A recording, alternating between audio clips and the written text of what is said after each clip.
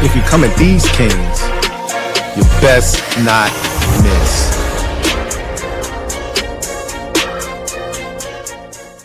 Shout out to Gabe. Shout out to Gabe. Indeed. Shout out to the whites while we at it, man. Hey, David Blough season. We're here. Lickety Blough. Hey, Yes, sir. Indeed. Yes, sir. We are lit ski, man. And we just getting started. This off season just getting started. How y'all feeling, fellas? how y'all doing, man? I'm good. I'm good. Excited. Lots of news to sift through daily. We're so back. Oh my God, we are so back. It feels great. You know what would make us even more back? What was that? Getting B-Flo as our defensive coordinator. Oh man, you selling hopium. No, to people. no, you know what? I'm not gonna. I broke out the smallest vial today. A hopium, I swear. And I was like, "Hey, y'all, this shit is dangerous now. Understand that just like Mike McDaniel, it is very unlikely that Brian Flores ends up here. But you're telling me there's a chance." Oh, we gotta. No, you want to know why? Else, it's a beautiful day in the neighborhood, bro. All 4 teams in the NFC East currently reside in Cancun, man. Yes. Pass the cocktails to an Eagles fan, man. Hey. Pour one out for Kevin Patullo, man. Pour a little bit out for Kevin Patullo, man. All of that for nothing now. All of that for nothing. I love it. They on the couch with us. I told y'all about Dr. Martin Luther King Day. We was all gonna be reunited once again. Feels so good, man. Shout out to the 49ers for doing the deed. Yeah, San Francisco they did God's work on Sunday. Yeah. Oh, and Louie, you got me and Rio. I got y'all switched. Reversed, huh? I'm glad you said that. I wasn't even paying attention. I'm looking dead at y'all, and I just now saw it. Yeah, me either. Look at that. Look at that. We late. We flipped around. Hey, but we here though. But we here though. Better late than never, man. Yes, sir. Y'all think AJ gonna be gone this year, this offseason? What y'all think? Arthur Juan. I think he's gonna do his best to try to get up out of there. I was about to say, if he gone, it's definitely because he incited it. Like he flamed he fanned the flames on that one, bro. And it looked like he was trying to do his best job of doing it in the game on the sideline. Yikes! Yeah, I mean, there's so much going on there. There's so many layers to peel back with that situation. They can't thrive without him. We agree on that? Yep. Yeah. They need AJ Brown. They need AJ Brown. There's days where they don't get anything going, and that one deep ball to AJ Brown pushes them over the top. Yeah. Yeah. Like they need AJ Brown. So I think it's gonna take a lot for him to not be there. But I like the drama. I like where they sit right now. I hope they don't get a great offensive coordinator. Do you guys realize there are 9 job openings in the National Football League right now? Got Mike Tomlin and Harbaugh are just out here in the wild. What world are we living in? It doesn't feel real, bro. It does not feel. Mike Tomlin has been roaming the Steelers sidelines for almost 2 full decades. I can't imagine the Steelers without Mike Tomlin on the sidelines. It just doesn't feel real. Same with the Ravens. Like, sidelines for the Ravens without Harbaugh is like weird. So weird. You know what I mean? Like, I can't even envision what's going to take place with those 2 teams. And just overall in the league, there's so much change. So much change right now. And we're a part of that. So let's start there with the Commanders making the decision to not wait on Mike McDaniel, to not continue to look around the proverbial offensive coordinator smorgasbord of options that are available, but deciding to stay at home, right? They had an offensive coordinator at home. Yeah. So we got offensive coordinator money at home. We got offensive coordinator money at home, man. We don't need to go out. Don't need McDonald's. It's funny because you didn't want to wait on what a guy like McDaniel was going to do and see what some of these other guys out here might decide to do, because I think Detroit facilitated this. Do you guys agree? Them requesting an interview with Blough, kind of fast track Washington into doing that? It definitely accelerated the timeline. I feel like we probably would have ended up with David Blough anyway, even if the Lions didn't exist, even if the Lions already had the offensive coordinator position locked up. But there was definitely Dan Quinn was having flashbacks from his 2016 time where he probably should have given Matt LaFleur the job, even though, I mean, people would have looked at that situation the same way they're looking at ours right now. But I mean, he's been a part of so many, coaching staffs were like so many times. Kyle Shanahan, Mike McDaniel, even Jeff Ulbrich is his linebackers coach and things like that. And he was just like, I refuse to let another one go, leave me. You know what I'm saying? And then everything went downhill immediately after they let everybody go. Kyle Shanahan leaves, Matt LaFleur leaves, his offense gets terrible. He's been there, done that. This is a part of, his whole retrospective of what could I have done better as a Falcons head coach. I'm going to make sure I do that with the Commanders. And this is one of them. And I respect the mess out of it because I know we've been given a lot of Ron Rivera comparisons, time management, not willing to fire his homeboys and stuff like that. Well, he got his dog, Joey Jr. up out of there in 2 years and is going with the risky upstart, potentially next prodigy hire immediately. I mean, 30 years old.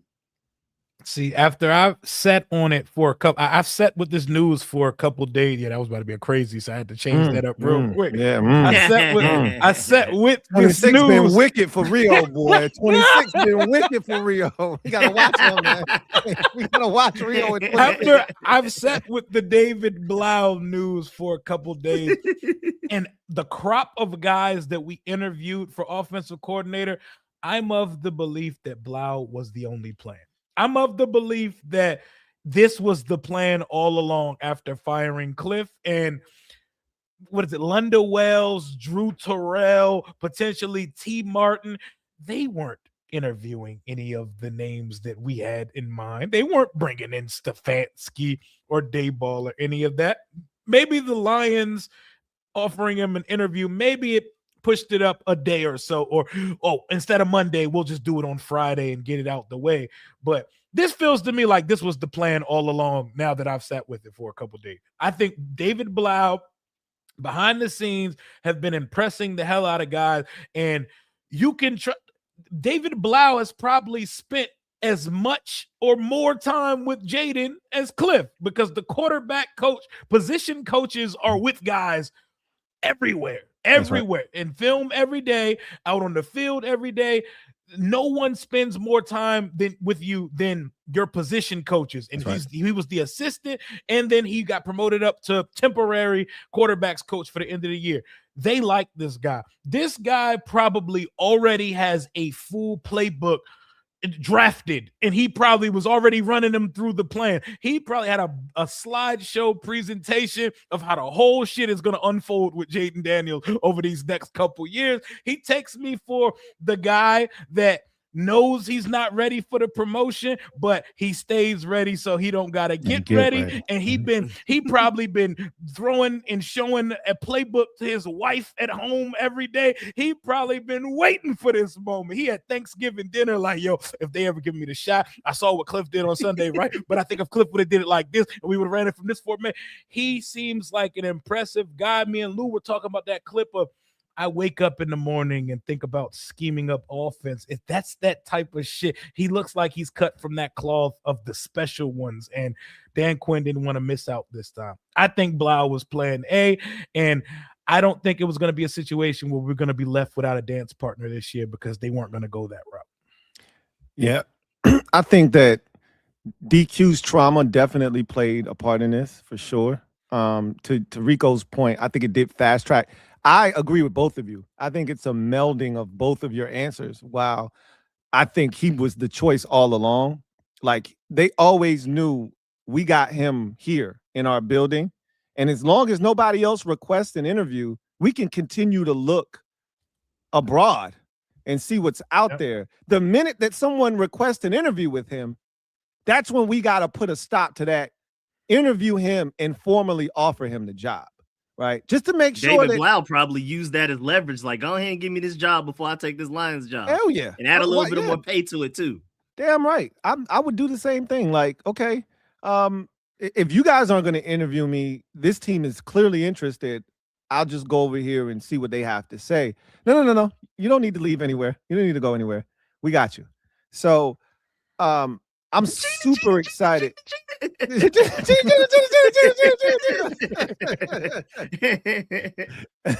It's amazing when I likened David Blough to a songwriter. Oh, okay. Yeah. Songwriter. Wow. He's basically been Cliff's ghostwriter, right? He's been penning hits for Cliff for 2 years, but Cliff has been the one putting the vocals to the hit. And not all songwriters can be performers. Nope. So we've seen some of his best work, right? Cliff usually gives him credit. One thing I got to say, Cliff always gave Blough credit for those plays that he drew up, like the game winner against the game winner against Philadelphia. Yeah, that was a David Blough pinned top 10 hit, bro. Jamison Crowder back in the end zone. Yes, sir. On the Billboard Top 100 for sure. Oh, for sure. We find out Blough moving like Babyface behind the scenes. Out here, man. When you go to the Babyface concert and he starts singing all the joints he did, and you like, wait, you wrote that song? He Neo for real. He about to take off like Neo. To the left. Y'all remember the songwriter verses? Yeah, that type shit. David Blough. Remember that screen against Baltimore, that flea flicker screen to Austin Eckler? That was another David Blough pin top 10 hit, bro. You're like, and even going back to Ben Johnson, which even to that credit, like the fact that these genius offensive coordinators are listening to him, like, hey, give me a play real quick. We have this crucial moment. We trust you to call the play. And like at the time, I mean, David Blough with the Lions at like in his 20s, last year with the Commanders, 29 or just barely 30 years old. And again, going back to the Lions situation, with one of the trick plays they ran where like 3 people touched the ball in the backfield. Then you had the other tight end, not Laporta, but the other tight end, ended up getting a big touchdown to take a nice lead over the Packers. I mean, that's a divisional rival game close. And they said, Blough, your play, we're going with yours. That's what I'm talking about. And somebody in the chat earlier was like, just because you can scheme, just because you can write them up and draw them up, don't mean you can call them. And that's true. The flow of the game.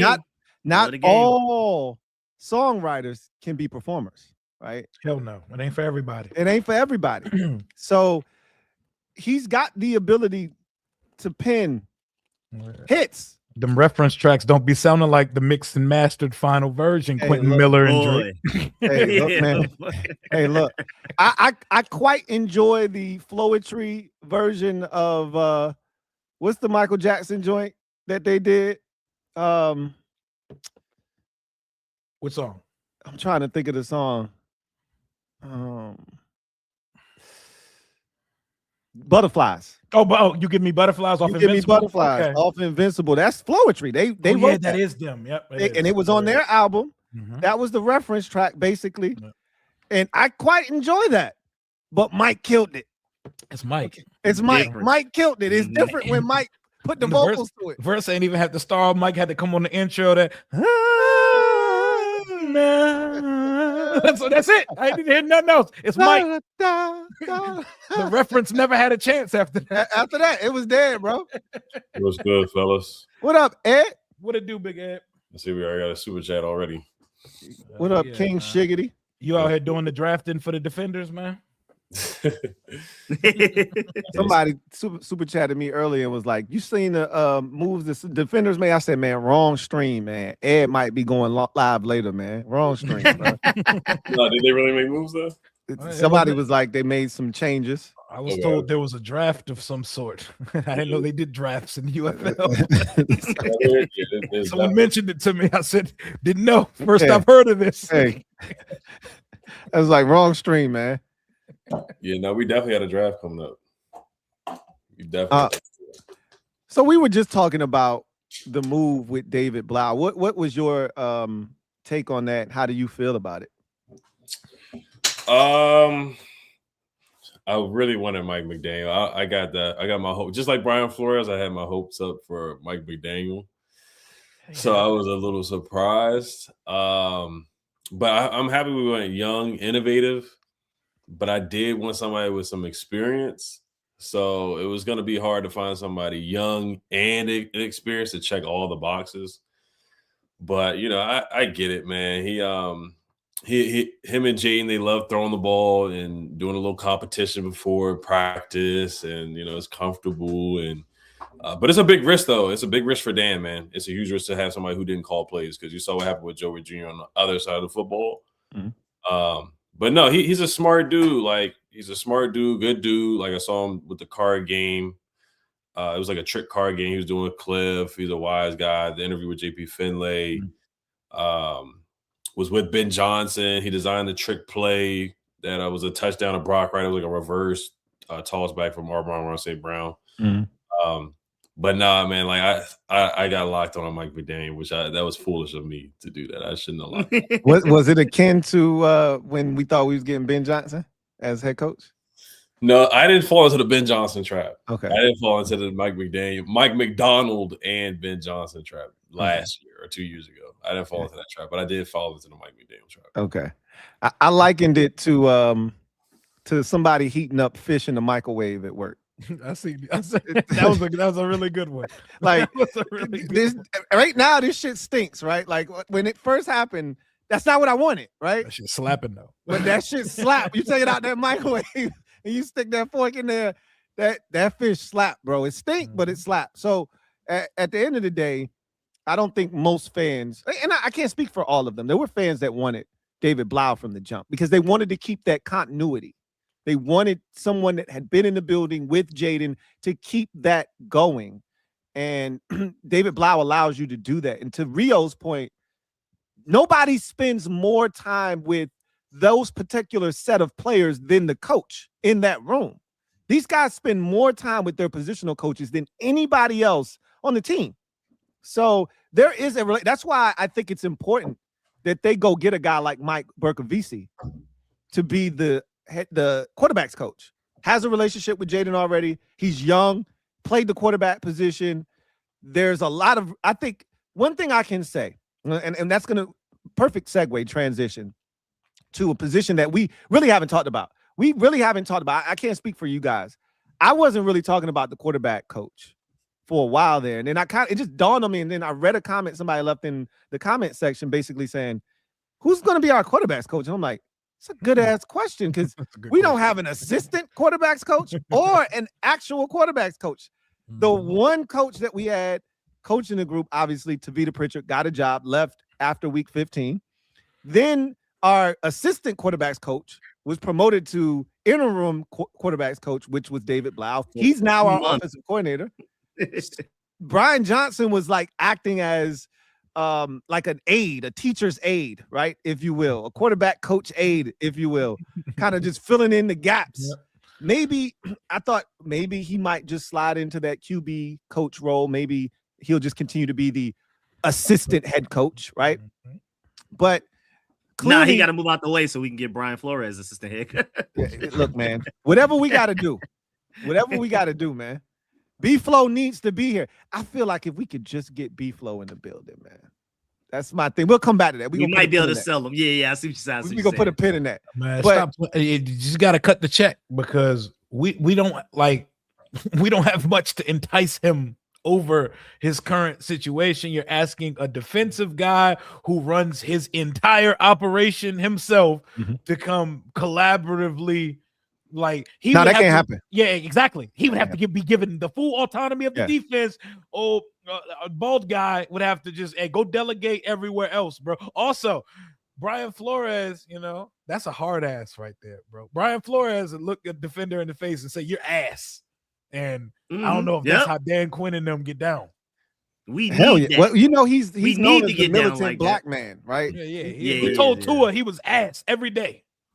And he wasn't wrong. He was not wrong. He was just early. He was just early. He told everybody to his ass, and I want Deshaun Watson. He wasn't wrong. He wasn't wrong. Like he could see it. I see this at practice every day. You're basic as hell. He wasn't wrong. But Flores tells it like it is because he we'll talk about it later, but I know he said John Elway came into an interview drunk and hungover, like he exposed John Elway.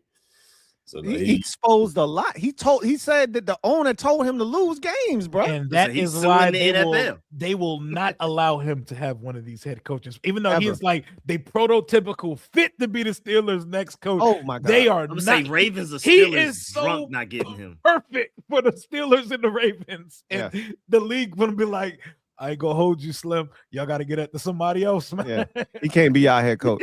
He can coach defenses in my league. Can't head coach in my league. He can't be the head coach. He got too much dip on his chip. Unfortunately. Hey, that's crazy because I feel the same way. Like he is perfect for like the AFC North, like one of them jobs, right? But let's just stay here since we just chiming in on. Let's just stay here. We'll come back and circle around to the quarterbacks coach conversation with Flores. I feel like we got to sell him on this job. He doesn't have to sell us on at all. Coming here, we have to pitch to him why he should be our next defensive coordinator. We got to give him all the perks. Hey, brother, we got a Trey Amos. Don't got much else, but we think you'll get him right now. Hey, we think you can find a place for Mikey Sainristil, and you can really utilize Frankie Louvu like he's supposed to be utilized. Like they got to sell him on this. Your defense. We ain't gonna ask you to do shit. Right, we're gonna go out here and get you everything you need. You just let us know, make a list of all the players you want, and we're gonna go out here and go get these guys. It's a great working environment. You'll love it here. I said they was gonna be playing Mobb Deep when he walked in for his interview, right? They're gonna be playing Mobb Deep with 30 employees lined up in the foyer, waiting for him, clapping, make him feel nice and comfortable at home. They clapping, Lou? Yeah, they clapping. Make that ass clap. They clapping. Yeah, they're not doing that for Brian. We're not clapping for Brian Lawrence. Hey, they got a couple employees. Make that ass clap. Hey, pulling out all the stops, man. Oh, yeah. But honestly, all you got to lead with the bank account too, bro. Like, we have full trust in your ability, bro. We will pay you like a head coach since they will not allow you to be one. Coaches don't count against the cap, so that's none of our business what they decide to pay him. Yeah, it's number one, money. Number two, we'll leave you alone. We'll let you have full control. But I feel like it wouldn't be as difficult as people probably think as far as like roster wise, because even though they had a top 3 defense last year with the Vikings, they weren't a top 15 talented, like on paper. That was the Brian Flores effect. That was purely him. Like his scheme is insane. If you gave him the Texans defense, you'd arguably see the best defense in NFL history if he was the one leading it. Ever. So I don't think it would have to be. I mean, you're gonna have to do some convincing. Don't get me wrong, but I don't think our roster construction on the defensive side of the ball would scare him away. You can't force our position coaches on him either. Oh, he takes full control. Dan Quinn, I can see Dan you Quinn. are a time manager. I can see Dan Quinn, you are a time manager. I can see Dan Quinn. We like Daryl Tapp, man. We like Tommy Donatello. We like Jason Simmons, man. And Ken Norton's my guy. No, we don't want to hear none of that shit in a Brian Flores interview. What he says goes 100%, bro. No. Again, we would be recruiting him, not the other way around. So he would come in here and tell us, what are your demands, bro? Write them down. What you want? That's how that interview would go. Like, what you want, man? Talk to us. We can see if we can make some shit shake. If not, then it is what it is. Because we're the least attractive defensive coordinator job that exists. Like, if it comes down to the Giants and the Cowboys, they all have more talent than we do. And why would he leave Minnesota? What? I mean, the only thing you can sell him on, honestly, is the offensive side of the ball. Like, we got Jaden. We'll convert some third downs. Your defense may not be on the field all the time and tired. That's the best thing you can do. You have to tell them how good the offense is to a defensive coordinator. That too, and you can say, why didn't Minnesota lock you down? Exactly my point. Why are you even available right now? Why don't you have a contract right now? That's crazy. Dirty Mac and Dirty. You gotta say, hey, they don't believe in you. They don't love you. He ain't even proposing. Y'all been together for years, bro. Like, bro, he not trying to make you his queen. let me show you how you're supposed to be treated, man. lock them down, man. Like at the end of the day, if they really loved him, he wouldn't be in the streets like this, man. I just don't get it. Do you enjoy being hurt?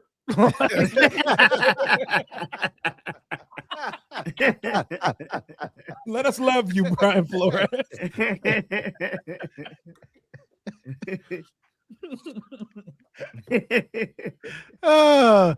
You stupid.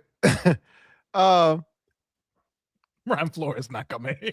I'll say it. All in all, after all of he that, ain't coming here. he's not He ain't coming coming here, here. It was It's fun though. minutes. Hey, I was it happy as shit when I saw that. We hoping to interview him. Shit. Yeah, that was crazy wording. It's not even a confirmed interview. It's hope. We hoping, man. hope. That shit like a request. Yeah. That shit is like a request. Hey, man, you feel like coming out and talking to us for 30 minutes, man? I don't know. I'll let y'all know, man. We in the pending folder. Yeah, we're gonna fly you out. You get flued out. We're gonna fly you out. Everything. Yeah, we're not gonna do the Zoom interview. We're gonna fly you out. Of course. Oh yeah. We ain't gonna Joe Cullen him. Come on now. Yeah, that's when I realized the interview process has officially changed because Gannon coming in the building, and I imagine Flores was coming in the building as well. Of course. Like it's levels to this shit, man. It's levels to this. Lundy Wells and Joe Cullen, y'all get Lundy Wells. Y'all get The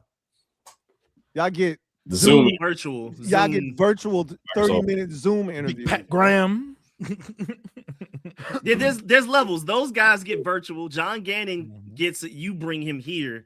Brian Flores, you go to him. You go to his family room and get him. Whatever it takes. You pull up on him. There's definitely levels. KOC can't even find you a quarterback, bro. We got one. Mm-hmm. got Yeah, one, aren't you tired of your defense being on the field 40 minutes a game? Oh. Come on, man. Oh man. Whatever we got to do, man. Round of applause. Make that ass clap. You know, Whatever we got to do, man. does anybody find Not we.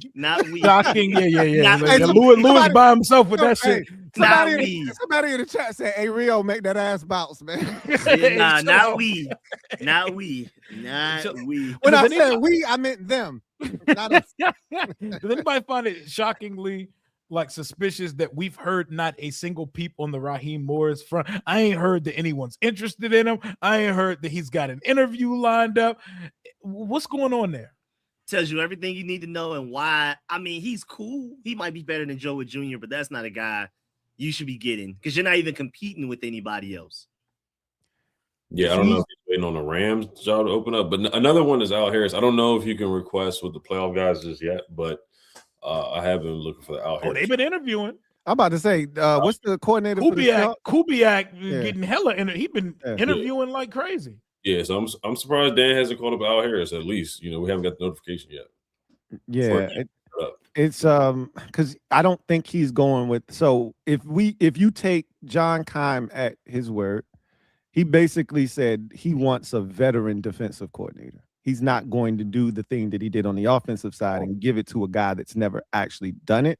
Mm-hmm. He wants someone who has some chops, who's done it in this league, called plays actually. So I think that rules out a guy like Al Harris. But then again, he did interview the Joe Cullen, defensive line coach for the Chiefs. He's never called a play a day in his life either. So kind of contradictory. He's at the age of a guy that has, but he has. Right.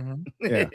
But I don't think he's going to go that route. I think he wants a veteran defensive coordinator. So is there any hire outside of Brian Flores that can get you guys excited? And conversely, is there a hire that could make you super disappointed? Oh, I got several for each one. I mean, excited. If we're going past Brian Flores, pretty sure we're going to talk about John Gannon at some point because we already interviewed him.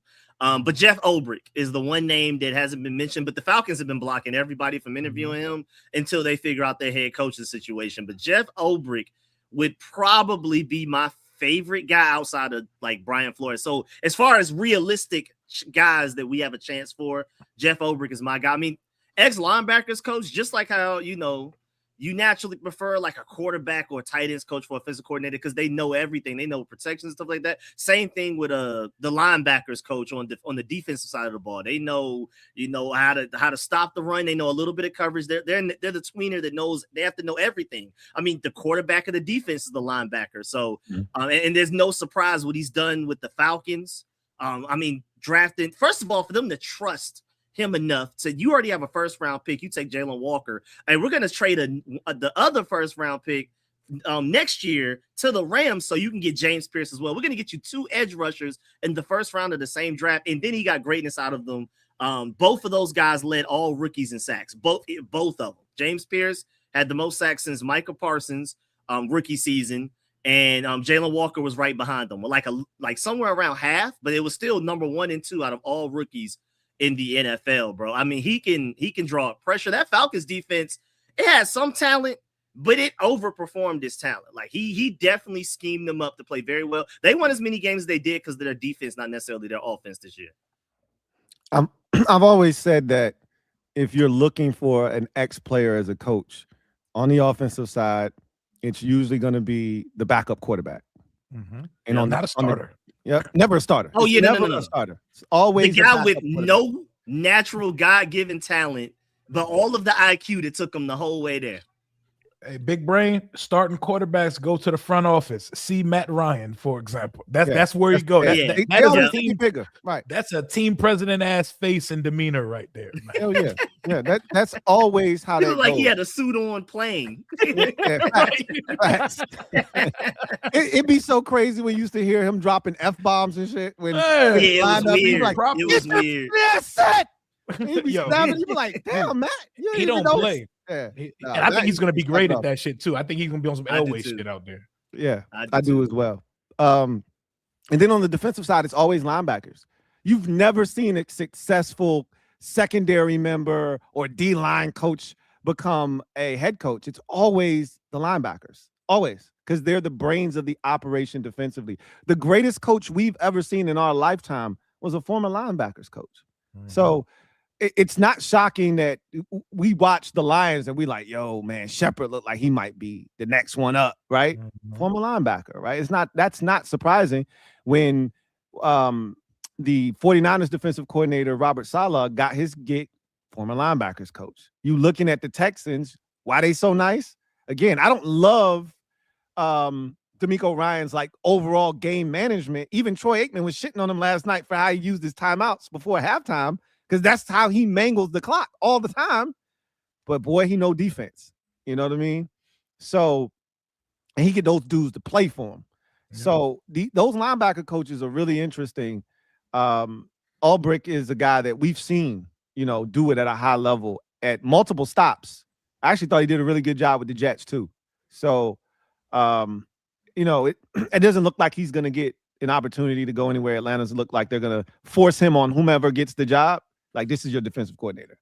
Well, I mean, but the only reason I have a slice of hope is because I saw that report that Matt Ryan does not want an offensive-minded head coach. He wants a defensive, and Jeff Ulbrich may want to run the show. Now, granted, we have a defensive-minded head coach as well, but Dan Quinn has said, I don't want to call plays, bro, please. And then on top of that, that's his boy, part of that 2016 coaching staff that everybody left him, and then, he ended up getting fired and stuff like that. I mean, if anybody knows how good Jeff Ulbrich is, how smart Jeff Ulbrich is, his habits, his way of teaching, philosophies, all of that is Dan Quinn. So I feel like Dan Quinn is definitely going to prioritize him. It's just all about, to your point, if the Falcons are even willing to let him go. So they need to go ahead and hire their head coach now, so we can go ahead and get a definitive answer on that. Hey, you cooking like fish grease, Rico. Stay there, man, and tell me who you would be disappointed in. It's a lot more than I'd be excited about. I'll tell you that right now. Just give me one. Give us one that you would be disappointed. I hate to do this to him, but I'm not a Raheem Morris guy, bro. I've just never felt like a defense was better because now his defenses haven't just necessarily been awful. Again, he would be an upgrade over what we've seen from Joe Witt Jr. But I don't feel like that's a very high bar to reach. So it would just be very underwhelming. I don't think I would be highly upset But it would make me feel like you interviewed all of these guys outside of your coaching tree, and then you just went with one of your homeboys, and that would probably make me even more mad than Raheem Morris's defensive coaching in itself. Rio. It's crazy, man. Because I don't mind. I would not. I'd be good with Jonathan Gannon being brought in as the defensive coordinator. I don't care that he's awkward. He can call a defense. We've seen him do it before. We've seen his defense dominate. Does our roster have even a percentage of the talent Phillies did when he went crazy? Hell no. We do not. We do not. But I seen it, man. I seen it with my eye. That defense had over 70 sacks. That defense that he coached had over 70 sacks, and it was guys on the line, bro. Brandon Graham got 11 sacks. This guy got 11 sacks. This guy got 13 sacks. This guy has 9 sacks. This guy has 7 sacks. Just let you know, it was an NFL record for the 4. They were the first team in NFL history to have 4 guys with 10 plus sacks in a season. And not and even there was no Jalen Carter there yet. Also. Yep, a whole bunch of guys got paid off of that year. A whole bunch of guys got paid in extensions elsewhere and stuff like that because of that season. For a team that struggles to get the quarterback and force turnovers, I've seen that defense do that. Obviously, things didn't work out for him as a head coach in Arizona. Some guys are meant to be coordinators, especially with the personality and charisma that Jonathan Gannon has. And it scares me. He runs a lot of zone. And there's not much blitz activity or pressure, and everybody not built like Philly and Houston where you could get pressure without simulated rushes or manufacturing it from other places. But I think he would be a more than worthwhile hire. I think Denard Wilson might be a really good hire too, because Titans fans, they willing to ride at dawn for that guy. I've been looking deep into Denard Wilson, and they're all like, nah. Any shortcomings this defense has because guys weren't available or we just didn't have enough. This guy's a really good defensive coordinator. As far as guys that would disappoint me, don't pull a repeat and somehow promote from within the staff that's already here. Don't get to Friday this week and we don't hear another name outside the building, and then all of a sudden Washington has 3 internal candidates they're interviewing. I did that on Friday. They pulled that wool over our eyes, and all of a sudden Tommy Donatel and Ken Norton Jr. and Jason Simmons are all getting interviewed. That would piss me off because no. The defensive side of the ball, there's no promise over there. The answer to what we need to do defensively is not in this building right now. You can sell me on 30-year-old wonder kid on the offense. Nobody here was saving a damn position room on that defense last year. Nobody here deserves a chance to be the defensive coordinator right now.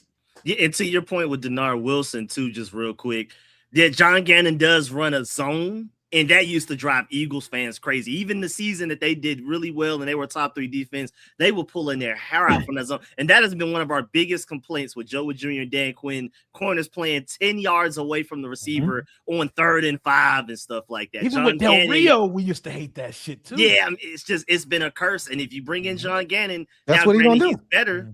I say he's better than Joe Witt. He's better than Jack Del Rio, but he's going to do that. Whereas Denard Wilson, the exact opposite. I mean, he's literally said, you can look him up. He's like, I like an attacking style defense. I want to meet receivers at the line of scrimmage. I want to disrupt route timing and stuff like that. I want to blitz. So, like, stylistically, I do prefer Denard Wilson. But John Gannon, in comparison, has shown that he can, deploy a top 3, top 5 defense. So it just depends on, like, you want to go with the proof, the stats, or you want to go with the style. And I also, to the point of Denard Wilson, he got so much out of that Titans defense with all of the injuries they had. You could argue with our injuries included, their injuries included, they probably had a worse defense that they were walking out there with roster-wise, even to as many injuries we had. And he still had them playing better than what this defense looked like last year. Indeed. Go ahead, Ed. So for me, Jim Schwartz, which I know is not realistic, but he had a great year this year. 2023, number 1 in total defense, number 4 in total defense last year, 2025. Then you had a rookie in Shedeur Sanders, who, he had an up and down year, but like watching that Steelers game where it was just a battle where they saved Shedeur threw a bad interception, they still bailed him out. Yeah, Myles Garrett. We don't have anything near that, but still, like there were times where they were double teaming, trying to take him out of the game. So Jim Schwartz, but like I said, he's not realistic. So I mean, we'll see where he ends up.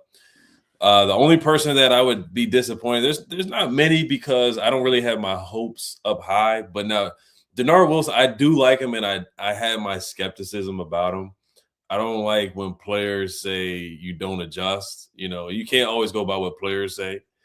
But that was rough to hear that from Arden Key, and then you heard his response to that too. So it would be kind of I don't know, it's a little debatable to me. And then Patrick Graham, like I'm not super high on him either. Like I don't like when I look at it through this lens. This is why I like Brian Flores a lot, because he's a guy that put us in the twilight zone. Like we moved the ball on him, but he forced turnovers. He wreaked havoc against us. Mariota came in immediately through an interception, and he really out-coached Cliff that game. Now, when you look at last year, we played against a Patrick Graham defense, and it would be different here, but, he let Nichols go for an 80-yard, 60-yard run. Bill had a great game. A backup quarterback was running all over him. So that's why I have my skepticism on Patrick Graham and Denard Wilson, too. You don't want to always look it through that lens, but when we played him, B-Rob had a 100-yard game against the Denard Wilson defense. C-Rod had a 90-yard game against the Denard Wilson defense. So, but he did coach up Jeffrey Simmons. So there's different sides to look at it. But I guess out of all of them, it'd probably be Joe Cullen because, he hasn't done it before. He's been in the league for 20, 25, 30 years. And this is what Ed was referring to, if you didn't catch what he was talking about with Arden Key and Denard Wilson. We got to adjust. Shit, we don't adjust enough over here. We don't adjust. That's what. Yeah. Keep that. Yeah, you can keep him. In what way? Like, you mean X and O's? X and O's. We don't adjust. Oh yeah, and the player being that comfortable like saying that. The coaches need to do better, or we all need to do better on that. Gotcha. We adjust all the time. Sometimes you look at it in the second half. I mean, what other adjustments do we need? We lost a one-on-one ball in man coverage, and we missed a tackle. And we didn't hey, watch where you pointing that blame, my brother. With adjustments that we needed. At this point, everybody has an opinion, about everything. Everybody needs to just stay in their lane and focus on what they need to focus on. Hey, when I tell you after that whole situation, Arden Key ain't say shit the rest of the season. Oh, they went to Arden Key. I don't lie. I kind of like the way he conducted himself on the clapback though. He threw him back under the bus. He was just like, I don't know what to tell you. Hey, I saw that missed tackle. I saw that one-on-one get you lost. Like, what y'all talking to me for? Right. Like, what adjustments need to be made if y'all make the play is done. So I put you in the place to make a play. You didn't. Brother. That's respectfully. Respectfully. You always got to throw that at the end, right? I can't feel any way about the defensive coordinator. I've set the bar so low that there's really not much they can do other than hiring B-Flo to get me excited. I expect this to be a ho-hum hire. All of the guys that everyone is enamored with, I find faults in them. There's something that they do that I just don't think is going to work here. So, like I already said, I don't want anything to do with Jonathan Gannon. He plays zone and rushes 4 guys. Eagles fans were going crazy. Everybody has revisionist history because the Super Bowl. They won the Super Bowl. I mean, they went to the Super Bowl that year. Mm-hmm. But he was terrible. Eagles fans couldn't stand Jonathan Gannon. When he got the job, they were happy that he was leaving. The one that they were like, damn, was Shane Steichen, which I was like, hell yeah, get him the hell out of here. He's too nice. I don't want Jonathan Gannon. I don't want Raheem Morris. I don't want any of these guys other than Brian Flores.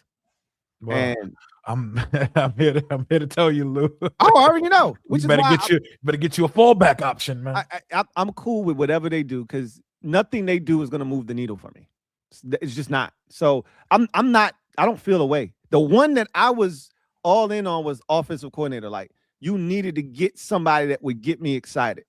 Obviously, my first choice was Mike McDaniel, but I was cool with them promoting David Blough because he's done some really good things, and by all accounts, he's super smart, and they believe in him in that building. Okay, so I'm excited about the unknown of David Blough and what he could potentially be, the upside there. They're swinging. Here's the thing I can respect about this offseason thus far. They're swinging for the fences. I thought they were going to be just swinging to make contact. They're swinging for the fences. Okay, and so I like that. They may end up striking out, but at least they took the bat off their shoulders and they swinging to knock it out the park. And they're casting a wide net too. Oh yeah, and I love that, because I thought they were gonna try to go get some old ass. What was the old ass quarterbacks coach we had here when Ron was here? What was the old ass name of the quarterbacks coach? Y'all remember him? Which one? Ron's quarterback coach. Oh, that's man. What was it? Kavanaugh? Wasn't it Matt Kavanaugh? Oh, yeah, Matt Kavanaugh. Yeah. Matt like, Kavanaugh. Old ass quarterback. Like, I thought we was gonna go out and do some shit like that, right? Where you bring in somebody that been a quarterback's coach forever and bring him in here because that's what DQ.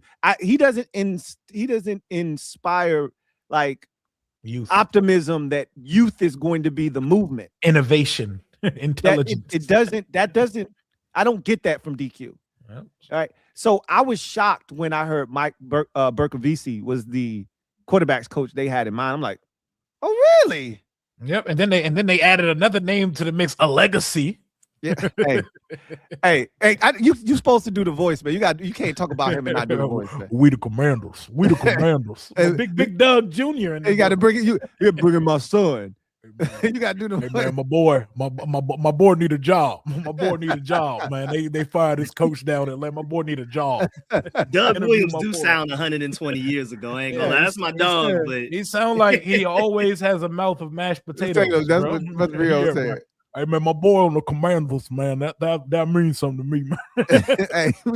hey, y'all give Doug Williams, y'all give DJ a job, man. Make him the assistant quarterback. Assistant, yeah. Quality control. Nah, man. Why ain't bust him down like that, man? You gonna red stapler him?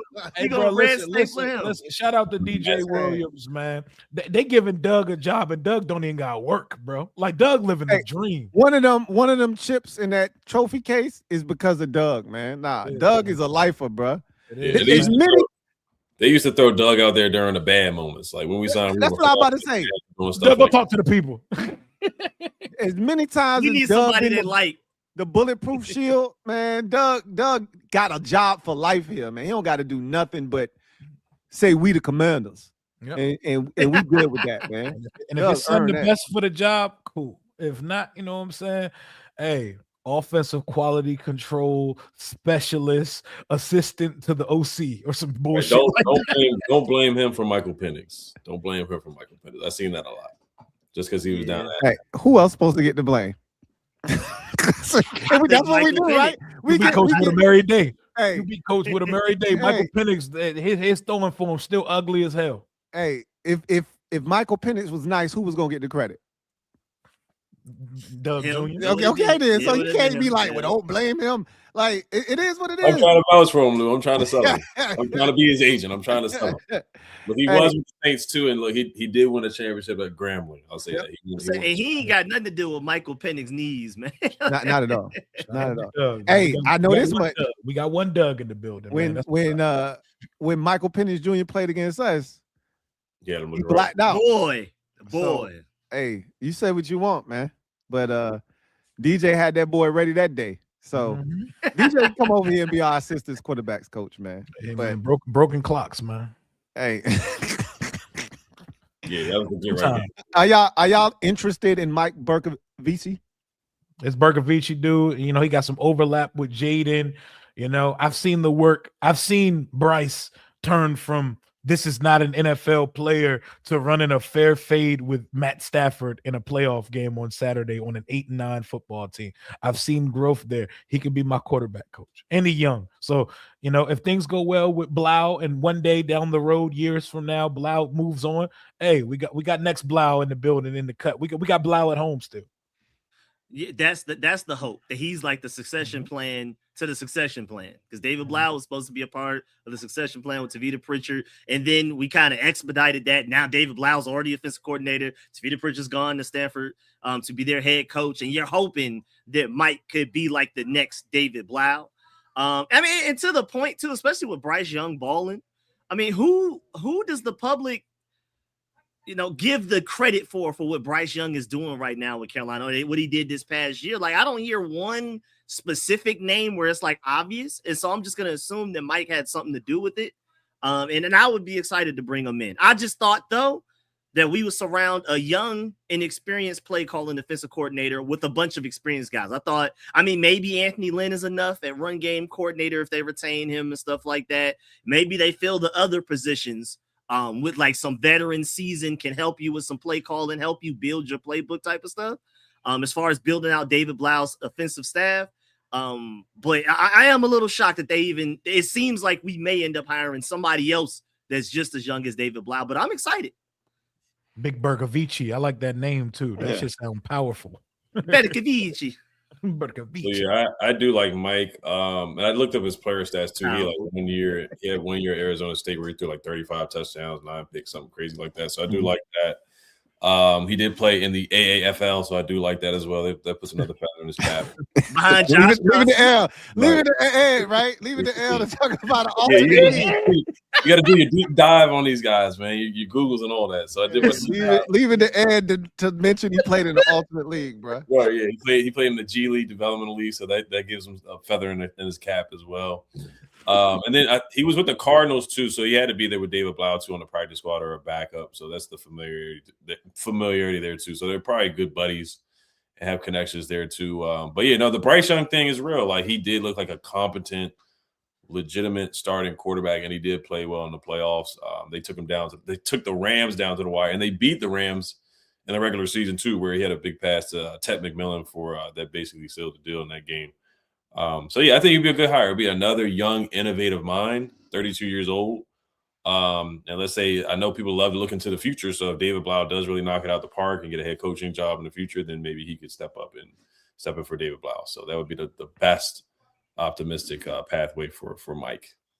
And back to the point of, completely non-talented, no natural God-given ability players that IQ and just intelligence and knowing the position so well takes them all the way to where they are. Name one Kyle Shanahan catch, one Sean McVay catch, one Ben Johnson throw. You know what I'm saying? Like, David Blough and maybe even this Mike guy could be the next of that because of that. The reason they're here is because of their IQ. That's why coaching is just so easy for them, because they've basically been coaching even while they've been playing. Yeah, that's what you strive to attain, is one of these type of guys. And Bercovici is a guy that I really think has a chance to. I just hope they don't block us, because remember, this is just a request. They could do exactly what we did to Jacksonville last year with David Blough. If you recall, Jacksonville hit us up to interview David Blough for their vacant quarterbacks coach job. And we told him, nah, we good. David's staying here with us. And I think the biggest difference is that we have a defensive-minded coach, and they kind of knew that if Cliff left, David Blough was going to be the succession plan. So they couldn't let him leave. Whereas in Carolina, Dave Canales is their play caller. So they don't need their assistant quarterbacks coach to stick around, right? Yeah. Worst case scenario, their quarterbacks coach, if he wanted to move up in rank, could go to the offensive coordinator title if that's the case. But it's not a necessity there. I think, and a lot of times these coaches don't want to hold a guy back from being promoted. If you can get a title, they want to see you go on and do great things elsewhere, right? So I hope they don't hold him back. But if he had a lot to do with Bryce's development, and to Rico's point, we don't really know how much of that credit needs to be divvied up. I think everybody had a hand in Bryce's success. honestly. But Mike Bercovici, if we could get him in the building, I think he's the guy. I think he would be the hire for sure. And then I think the cherry on top, he crossed paths with Jaden at ASU in 2019. There we go. There's already something there. There's already a relationship established. So, like, I feel like that's the icing on the cake. So, hey man, while Sam Hartman playing, you might want to turn around and go ahead and be a QB's coach, because we could definitely tell you're not a quarterback player. He everything but a football player, bro. He's a model and a friend. Yeah. Thank you for being a friend. Sam Hartman playing around now, going ahead and trying to at least interview for assistant quarterbacks coach or something. Get you a career, man. He's still out here getting a check, bro. He good until they tell him he's no longer. Coaches checks clear too. Hey, until they tell him his key fob don't work no more as a player, he good. And until this roster gets until this roster gets to a point where we're actually using all 70 of those spots, he good, man. Like, our roster so ass, they ain't worried about the very last guy on the practice squad. Sam can hold on to that shit. He's holding that basketball for Jaden, man. Hell yeah. We already know what he's gonna do, man. Yeah, this preseason is a big preseason for him. If he has another lackluster, terrible preseason, yeah, he definitely should go ahead and start coaching. I think this is it. I think that was last year. That should have been last year. His ass should have been going after last year. It should have been. They be sneaking him into all the teams' little photo dumps after games and shit. Stop showing me that man in uniform and stuff, bro. He don't do nothing for this organization. Hey, not only do they sneak him in the photo extra dump, clean, extra new. They every time they do one of those little skits with the team, and they post it on a star on there. Oh my God. He is absolutely the leading guy. Blowing his hair in the wind and shit, like a herbal essence commercial. Like, they just want him because he looks the part. Not a herbal essence. Right. This man. Herbal essence. On that note, we gonna get a word from our sponsor and come back on the other side, man. See what y'all talk about in the comment section. Damn herbal essence. Sleeper is the best way to experience and connect over sports together. It's a one-stop shop for all of your sports needs. You can celebrate and chat in the games in real time with other users, get the fastest scores, blazing fast news and alerts right at your fingertips. Play in fantasy leagues and win real money on picks contests. So enjoy sports the way they were meant to, together. Download the #1 sports app today. Shout out to Sleeper for sponsoring this stream. If you haven't already become a member of the Sleeper family, here's an opportunity to do so. Link is in the description of this video. Sleeper has been killing it for the last month, basically, handing out a steady diet of 100% boosts, whether it's the NBA. They've got a full week this week of an NBA reboost, meaning you can use that boost until you win. It's 100% boost on Sleeper, which is crazy. They had a college basketball 100% boost today as well. Had 80% NFL over the weekend. I imagine they're going to do that again. They'll run that back for the playoffs. Yeah, for the divisional round. So it might even be 100. Who knows? So I mean, if you're not already touching the Sleeper app, you're missing out. But don't fret. It's never too late to do the right thing. Download that app. Use our promo code KINGS25 to get you 100% on your first deposit, 100% match on your first deposit up to $100. Shout out to Sleeper once again for sponsoring this stream. This is Sam Hallmark in the chat. Hallmark. He do look like the male character in all these sappy Hallmark Christmas movies and shit. Yo, Sam last year lost a lot of respect in the game, man. He was terrible in the preseason, bro. Yeah, he's awful, bro. He was absolutely garbage can juice. Yeah. So we went to go get Jeff, whatever his name. He should have been here the whole time, to be honest with you. Because Sam was a healthy scratch in the when we beat the Eagles that last game, and I really thought he should have at least played a half in that last game. I thought he should have. We were talking about Jalen Lane having to play quarterback if it came to it over Sam Hartman. Yeah, Sam Hartman's not a football player. Unbelievable. It's just ridiculous. All right, let's get to the comment section and see what you guys have to say. T Wade, thank you for the super chat. Greatly appreciate you. T Wade writes, saw a tweet saying the rah-rah coaches are dinosaurs and are being pushed out. What does that mean for us in DQ? Kind of think that's what we've been alluding to this offseason, that the quote unquote leaders, right? Leader of men coaches, those guys are being phased out because at this point, you got to be able to out scheme somebody. You just being a likable figure isn't good enough to get the job done. You got to be able to put dudes in the best position to succeed, to be able to out scheme somebody, to make adjustments to the adjustment. You just heard Arden Key say, hey, we won't adjust, man. We won't adjust.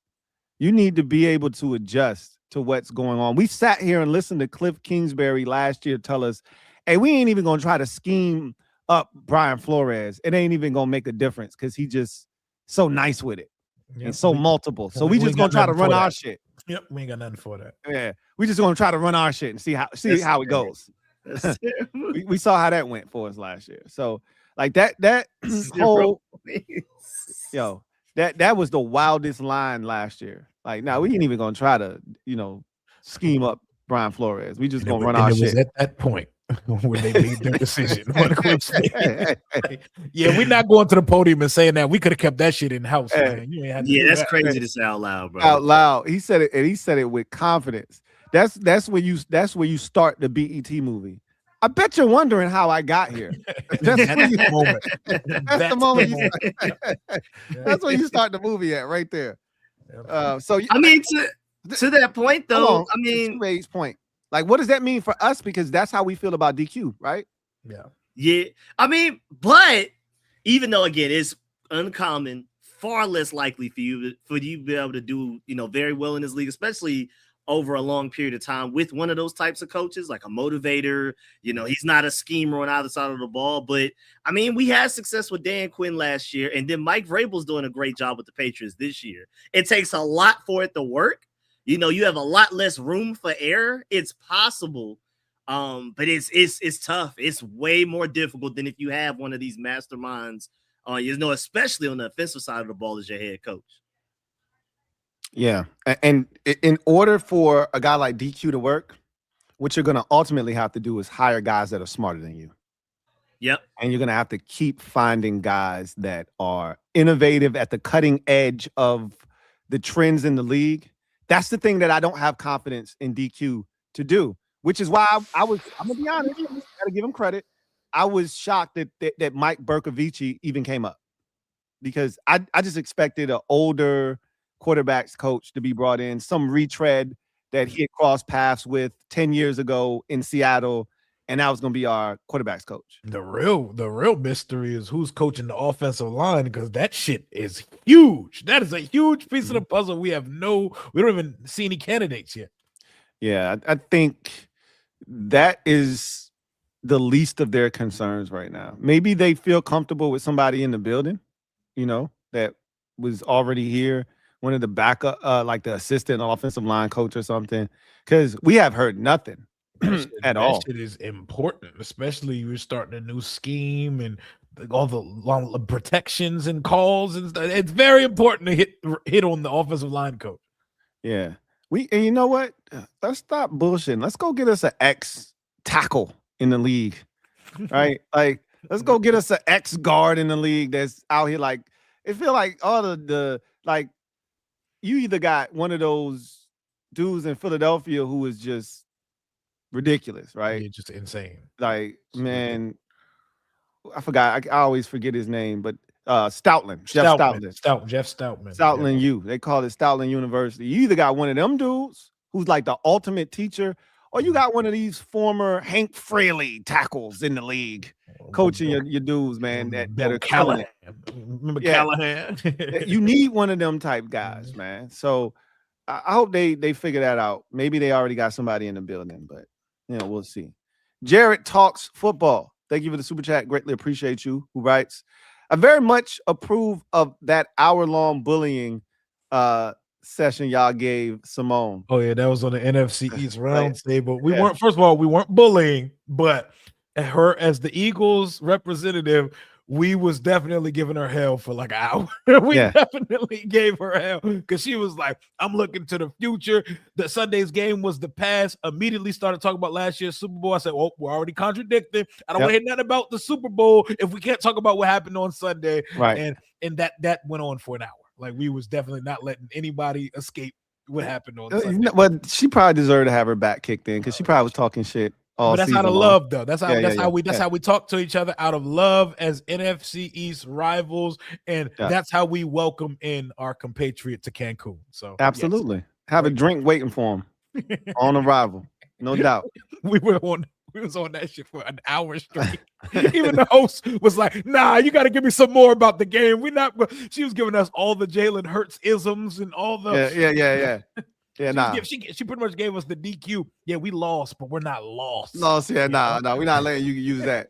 You don't get to use that. Did you bring up the Shady McCoy saying that he's limited and he can't? Yeah, it was like anybody that was not in the building can't speak on what happened here. And when she said Jalen played a perfect game, I was like, all right, okay. Yeah, that's when you realize she's still delusional. She definitely need that trip to Cancun. Shout out Simone, though, man. Welcome her to Cancun if you see her. Yes, absolutely. The original dream. Thank you for the super chat. Greatly appreciate you. Who writes? Logan Paulson, OC, Ryan Kerrigan, DC. I would have loved Logan Paulson to coach the tight ends, but to just give him outright offensive coordinator responsibilities, nah. You know, I think that's one thing that we do as fans, or a lot of fans, I should say, do, is they get attached to the voices that they hear so often. And not that Logan Paulson isn't smart. He's a smart ass dude and he gets offensive football. It's because Cooley. It's the same thing with Chris Cooley, right? Like, let's make Chris Cooley our offensive coordinator, because you hear their voice so often and they're smart guys. They get it. Like to Rico's point, you know, tight ends make for really good head coaches. So do backup quarterbacks, right? Because these are guys that have to basically know the entire offense in and out. They have their hand in just about everything as a tight end, right? So Logan Paulson is a really good guy to listen to for offensive football, but to just throw him out there as the offensive coordinator is crazy. Ryan Kerrigan for defensive coordinator, again, I guess you could say the same thing for David Blough. Like, what qualifies David Blough as a really good offensive play caller? We don't know.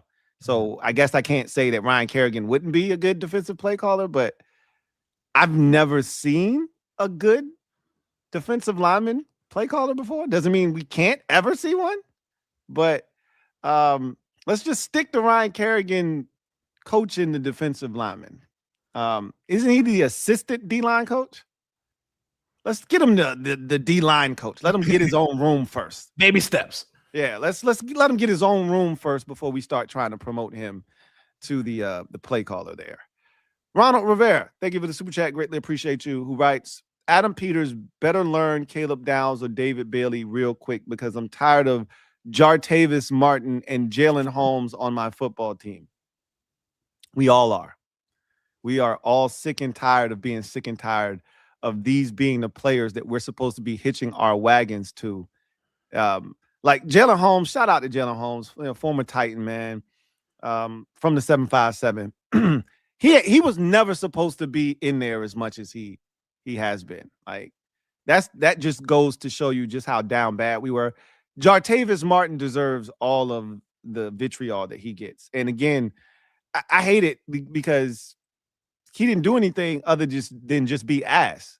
But he didn't select himself in the second round. We did, the last group did that. Every time I look at Jartavis Martin, I just think about that was supposed to be Brian Branch. And that's why that always affects me. Because Branch was told by this organization that they were going to draft him. And then they took Jartavis Martin. So I just always, every time I see him, I just see failure, because the guy that we should have had is a hooper, even though he's hurt right now. He's a hooper, and we got Jartavis Martin. So, well, Jalen Holmes, like you said, he wasn't bad for what he was supposed to be. Wasn't like we had high expectations. Jartavius Martin, always thinking for the pick six, and maybe he plays a little bit better with separated shoulders or hurt shoulders. So but yeah, we'll see what happens with him if he gets cut. Ben Schmoder, thank you for the super chat. Greatly appreciate you. Shout out to Ben. Ben is the one that had brought up the thing earlier that I was telling y'all about. Did I miss that? I got to look it up and see if Ben was the one that brought it up earlier. Ben writes, Lou, they had a draft or something. I'm telling you. Respect the defenders. It's UFL season now. Hey, you got it, man. I ain't gonna stop you, bro. Defending champions. Yes, sir. Yes, sir. I got to put my ring on. You got it, bro. Ring on real quick. First game of March. Mike H. Thank you for the super chat. Greatly appreciate you. Mike H. writes, OC is more about having the squad in sync with flawless execution. Calling plays is an art form.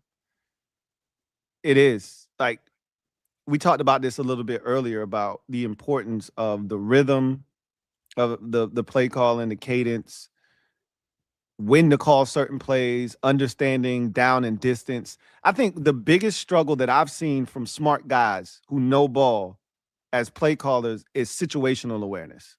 That's what I've seen the most of. Cliff lacked situational awareness, right? Cliff would get down there and he would call a beautiful, set and sequence of plays to get us down there. And then he would lose his mind once he got down inside the 5. Yep. You know what I mean? Start panicking. And I see that so often with guys who just don't get it situationally. So one of the keys to being a excellent play caller is knowing when, like, what game were we watching, Rio, when we saw them do a flea flicker in the red zone and it turned disastrous and it ended up being a fumble and a recovery by the other team, and they were like at their 20-yard line. Like, I swear it was like the Seahawks Niners or something. Like it was bad. It was one of those games where a team got dominated thoroughly. They couldn't get out of their own way, and you were like, why call that? And I think the last 5 flea flickers I've seen watching football have never worked. They failed epically, by the way. Yeah, we saw one last night with C.J. Stroud, which ended horribly for the Texans. But you got to know when to call that, right? Like, there's a certain part of the field and a certain down and distance where that makes sense. Because if it doesn't work, guess what? You call that on 2nd and 1, right? Because if it doesn't work, I can come back and run it on 3rd and 1. And worst case scenario, if that doesn't work, I still got 4th down, depending on where I am on the field. But you got to have that situational awareness. And we just have been lacking that here in Washington. So hopefully he's seen enough guys do it the right way to understand how it should be done. And he's been around some of the best minds in football. So I'm hoping he's taking some great notes and he's ready for his opportunity and his shot. So, we'll see.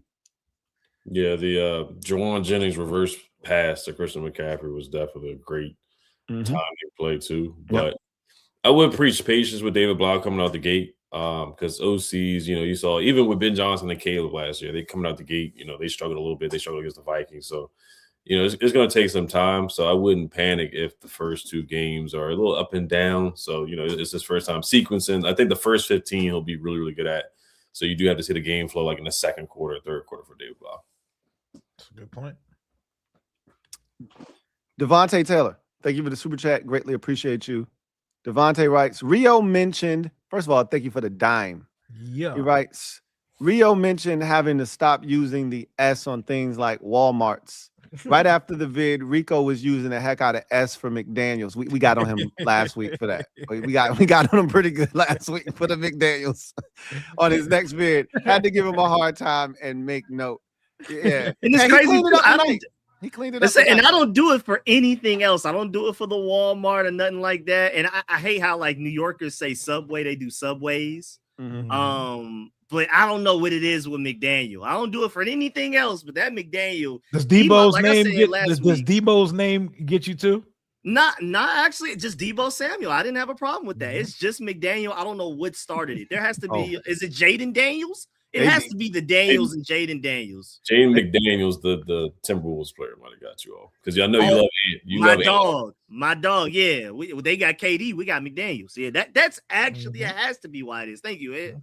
Yeah, they was beating me. They was beating the shit out of me with the damn Debo Samuels, bro. That S was I never did that one. Prevalent as hell early in the season. Like, hey man, there's no S there, bro. It's just Samuel. Like, and I thought, like, because I thought we had practice with Curtis before. Like, we should be good here, guys. We've done this before.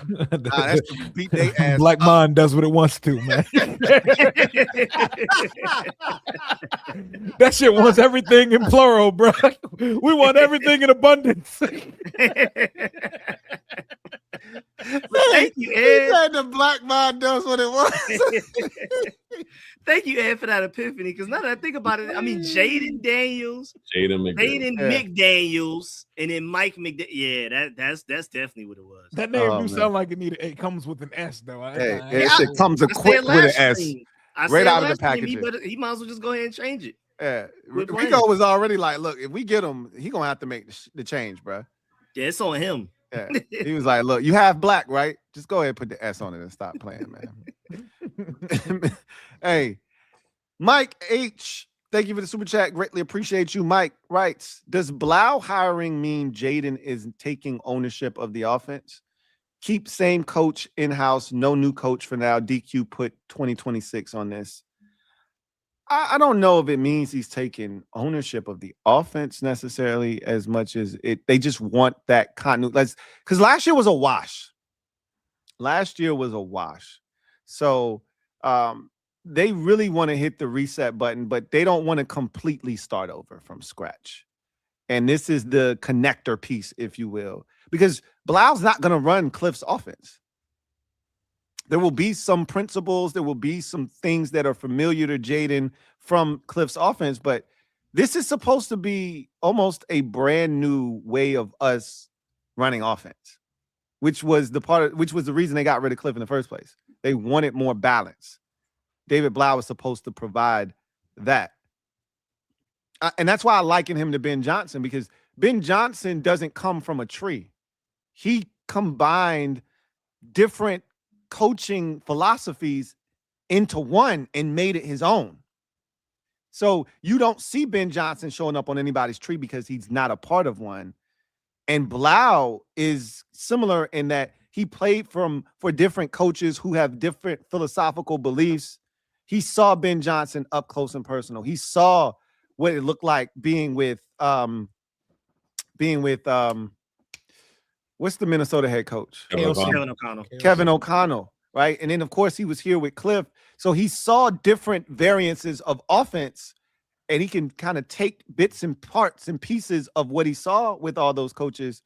And I think that's what makes him so dangerous. And I think it makes him so appealing to us, even though he hasn't been a play caller yet. What do you guys think about that?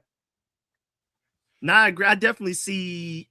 I do agree that he's going to more than likely be more Ben Johnson-like than Cliff Kingsbury. I know he has only 2 years of coaching. He was under Kingsbury. But there's a reason you mutually agree Kingsbury's leaving, and then you go with a David Blough to not do the same thing again that you had the problems with. That's the reason why the offensive lines coach with his gap run scheme was the only positional coach fired immediately. So David Blough, I do think he's going to be more of a Ben Johnson. Of course, you're hoping for some Shanahan type of stuff too as well. But he's been under Ben Johnson. To Louie's point, he's been under Kevin O'Connell as well. I'm expecting a lot more of that. Mr. Deacon, sir, thank you for the super chat. Greatly appreciate you. Mr. Deacon, sir, writes, "Sup, Kings? What's up, Mr. Deacon? If it's true DB scheme is a mix of KOC and Ben Johnson, then I'd consider drafting Lemon. In my opinion, he'd fit that scheme very well." Folks ain't he would go. He would be so nasty in that offense. Yes. Yep. Insane. I agree. Yep, he would. He's the one that people are gonna overthink that's gonna be an absolute superstar in the NFL. Mekhi Lemon. Yeah, Malcolm. if you trade back from 7, which I highly doubt we do, Mekhi Lemon, wherever you end up landing, will more than likely, in my opinion, be best player available for sure. Maybe up there.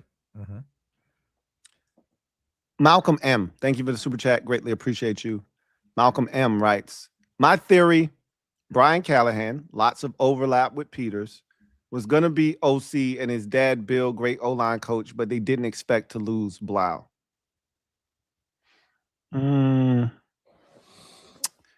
That's an interesting take.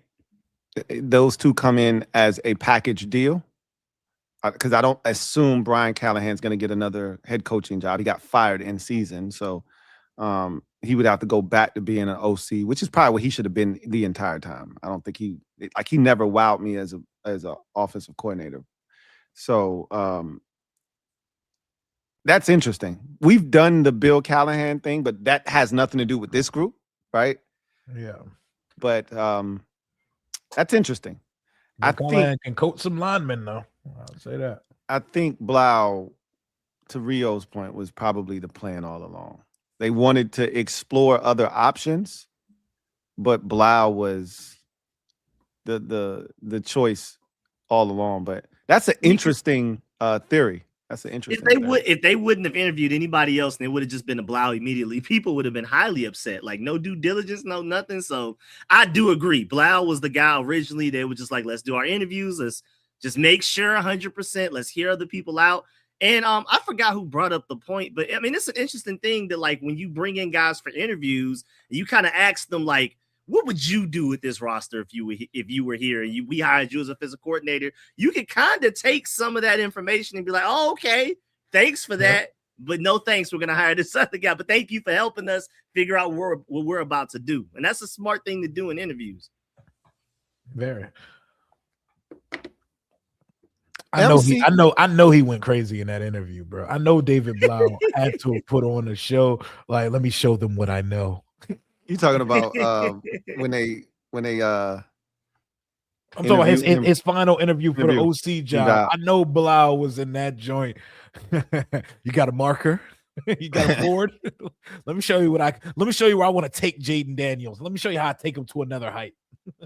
Showed him playing under center, play action, bootlegs, all of that, bro. Yeah, he showed him the relationship clips of them playing the game before practice, throwing it into the net. You know, I got this guy accurate throwing into the net. But he surpassed David Rye too. Like I know David Rye had some hype too. Brian Johnson was with the assistant head coach, had that title, so he leapfrogged a couple guys. Bobby Ingram getting Penn State head coaching job interviews. And that boy Blough got on that board and said, okay, these are the defenses we have problems with. Now here's how I would attack them. Well, he probably went in that joke was talking that shit, bro. He just made it so they couldn't get rid of him. Like, hey, we got to hold on to this dude. He talking that shit for real. Made himself indispensable, man. MC Saba, thank you for the super chat. Greatly appreciate you. Thank you for the dime. Who writes, Kangs, is there a timeline on when they'll announce the DC? I want someone who wants a challenge. Imagine taking the worst defense and turning them into a competitive one. Great future ops after that. Cut the check, man. Just cut the check to B-Flo and see if the money talk. Hey. To me, if you want, like, there's two school of thoughts there. If you want a job immediately, you go somewhere where it's already established, where you don't have to do as much, and you can just go in there and kind of keep the momentum that you've built going. Here's the thing in my mind. The other school of thought is, you just like you said, you go to a place that if you go in and get results, they can't ignore you. We've been a bad defense practically for the last 15 years, basically. Yep. 2020 was probably the outlier year where the defense wasn't terrible, created turnovers. You could actually rely on them. They could win you games. That's not who we've been over 4 different regimes, really probably spanning 5, going all the way back to Zorn, right? So if you could come in here and turn this defense around, you should be praised and heralded. But you could also say the same thing for Dallas, right? Dallas defense was technically worse than ours. They got more talent than we do, though. So if I'm taking a job, if you don't mind Jerry Jones, talking after every game, being on the radio during the week, his son having a radio spot, if you don't mind all of that extra shit that comes with being in Dallas, Jerry Jones, all in the videos and all of that shit, right? Then you should be fine. But coming here is going to be a challenge. And your stock might take a hit. The thing with a guy like Brian Flores, he ain't getting no damn job. He ain't getting a job. So it's really, where does Brian Flores feel comfortable? What does he want? What is he looking for in his next destination? So I'll tell you right now, nothing about Washington is attractive. Nothing. Other than, like y'all been referencing, money. Yep. And now that the Vikings assistant head coach has retired, they can just offer him the assistant head coach and defensive coordinator job and give him a little bump in pay at the same time too. So there really is no reason for him to move on if it's not for a head coaching job. Did he willingly retire, or did they get him in a dark room with Eds, Vans, and you gonna retire, so we gonna make you retire? We gotta get Brian Flores Suddenly a promotion, not just the defensive coordinator, a promotion's there for him to give him a little bump in title real quick. How you invent a promotion when the head coach is already there? Brian Flores is already a defensive coordinator. They made one. That's wild. That's when you think about it from that perspective. That's wild. Yeah, I think it's Mike Pettin. Yeah, he stepped down today. Oh yeah, shit, Mike stepped down. Pettin. All right, Look at that. he stepped down. Mike Pettin. Mm-hmm. They stepped on him, but yeah, I just, again, that's why I don't have a lot of optimism for the defensive coordinator hire, because there's just nothing here that attracts you to this job. There's nothing that gets you excited. Jaden and keeping your defense off the field, converting third down. And defensive coordinators don't even think that way. Oh, yeah. Like, you gonna tell me about a player I'm coaching? Like, yeah, they don't give a shit about me. What you got for me? Right. They don't give a damn about what the offensive dude's doing. They care about how y'all plan on helping me out. B-Flo, let me tell you about Jordan McGee. Yeah, that's not Jordan McGee might be somebody that he might be excited about. He could probably rock with it. Yeah, he could. That's a name that might get him excited. Quan Martin would make him quit his job. That's a reason for him to not come here. Yes. You're like, nah. Y'all drafting the kid out of Ohio State or what? Because y'all not. Then I don't know if I can do this shit. So, yeah, that's crazy. Diego Santiago, DDS, thank you for the super chat. Greatly appreciate you. Who writes 3 picks I want us to get. Please look them up. 1, Caleb Downs, Ohio State safety. 2, Harold Perkins Jr., linebacker, LSU. And 3, Anto Saka, defensive end, Northwestern. Y'all know any of those dudes outside of Caleb Downs? I know Harold Perkins.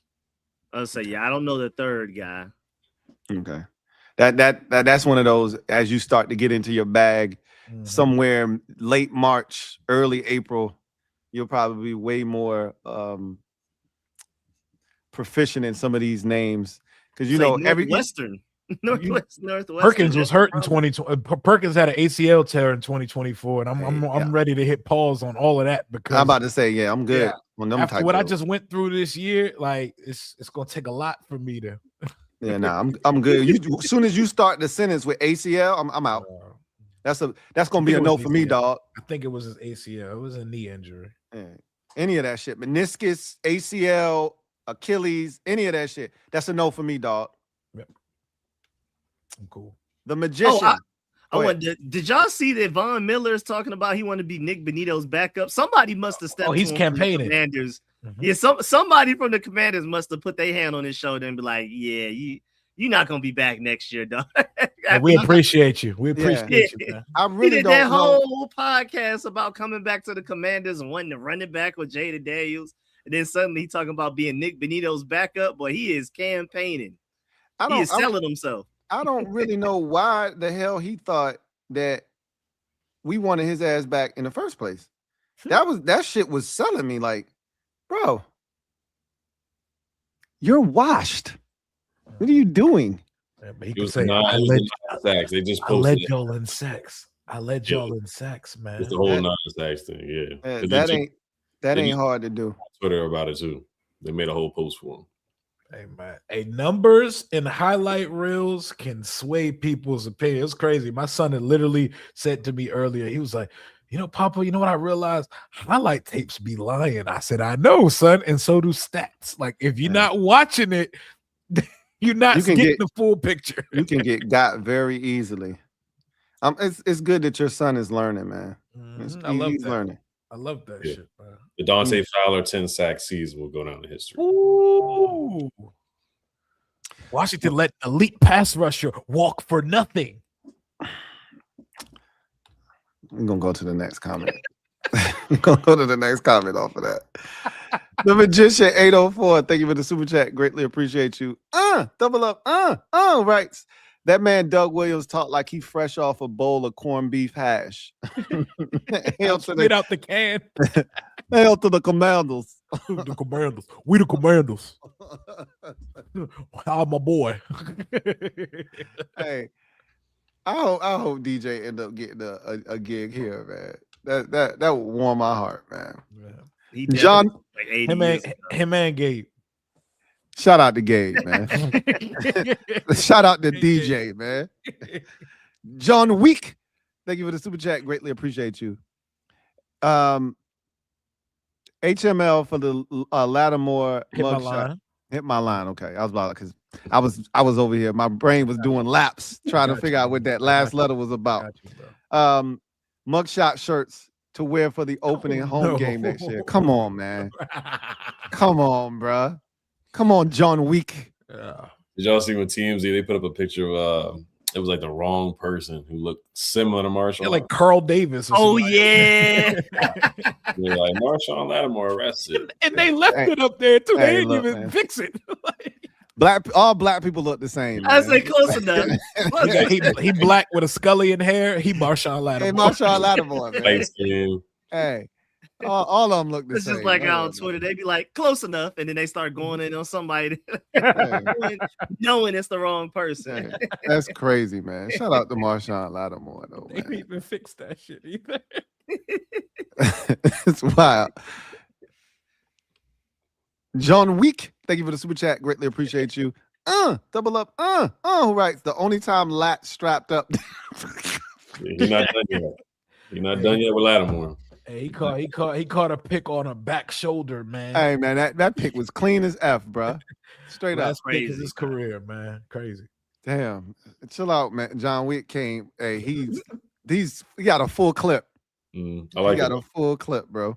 I like it. John Week, thank you for the super chat. Greatly appreciate you. Oh, you know this Ed kind of content right here. This is this is Petty Del Negro status right here. I like it, John Wick. He says Hartman is Jaden's Thanasis Antetokounmpo. He is. Definition. I love it. The hype man. Brother from another mother. That's the difference. But yeah, he basically keeping him employed. Mike H, thank you for the super chat. Greatly appreciate you. Double up. Thank you for doubling up. Who writes, it's not always about dialing up offensive gadget plays. A successful offensive attack takes first scheme, second discipline, and third effectiveness, fourth luck. There's all that combination of that, but I think preparedness, the thing you missed here, is a successful offensive attack starts with being prepared. And I listened to Trevor Lawrence talk about his quarterback's coach. And what is it? Udinsky? I think his name is Udinsky. Boy, the guy that's one of the hottest names. Oh, that's the OC. Right No, now, that's the OC. That's the OC. Yeah. Udinsky said, I've never been around a coach as detailed and prepared as Mike Udinsky. I think his name's Mike Udinsky. It's No, Udinsky. Grant Udinsky. Okay. Did you hear what KOC said about him? What O'Connell said about him? I He said interviewing Grant Udinsky was like interviewing the guy who builds cars from scratch for a job at the car wash. Yeah.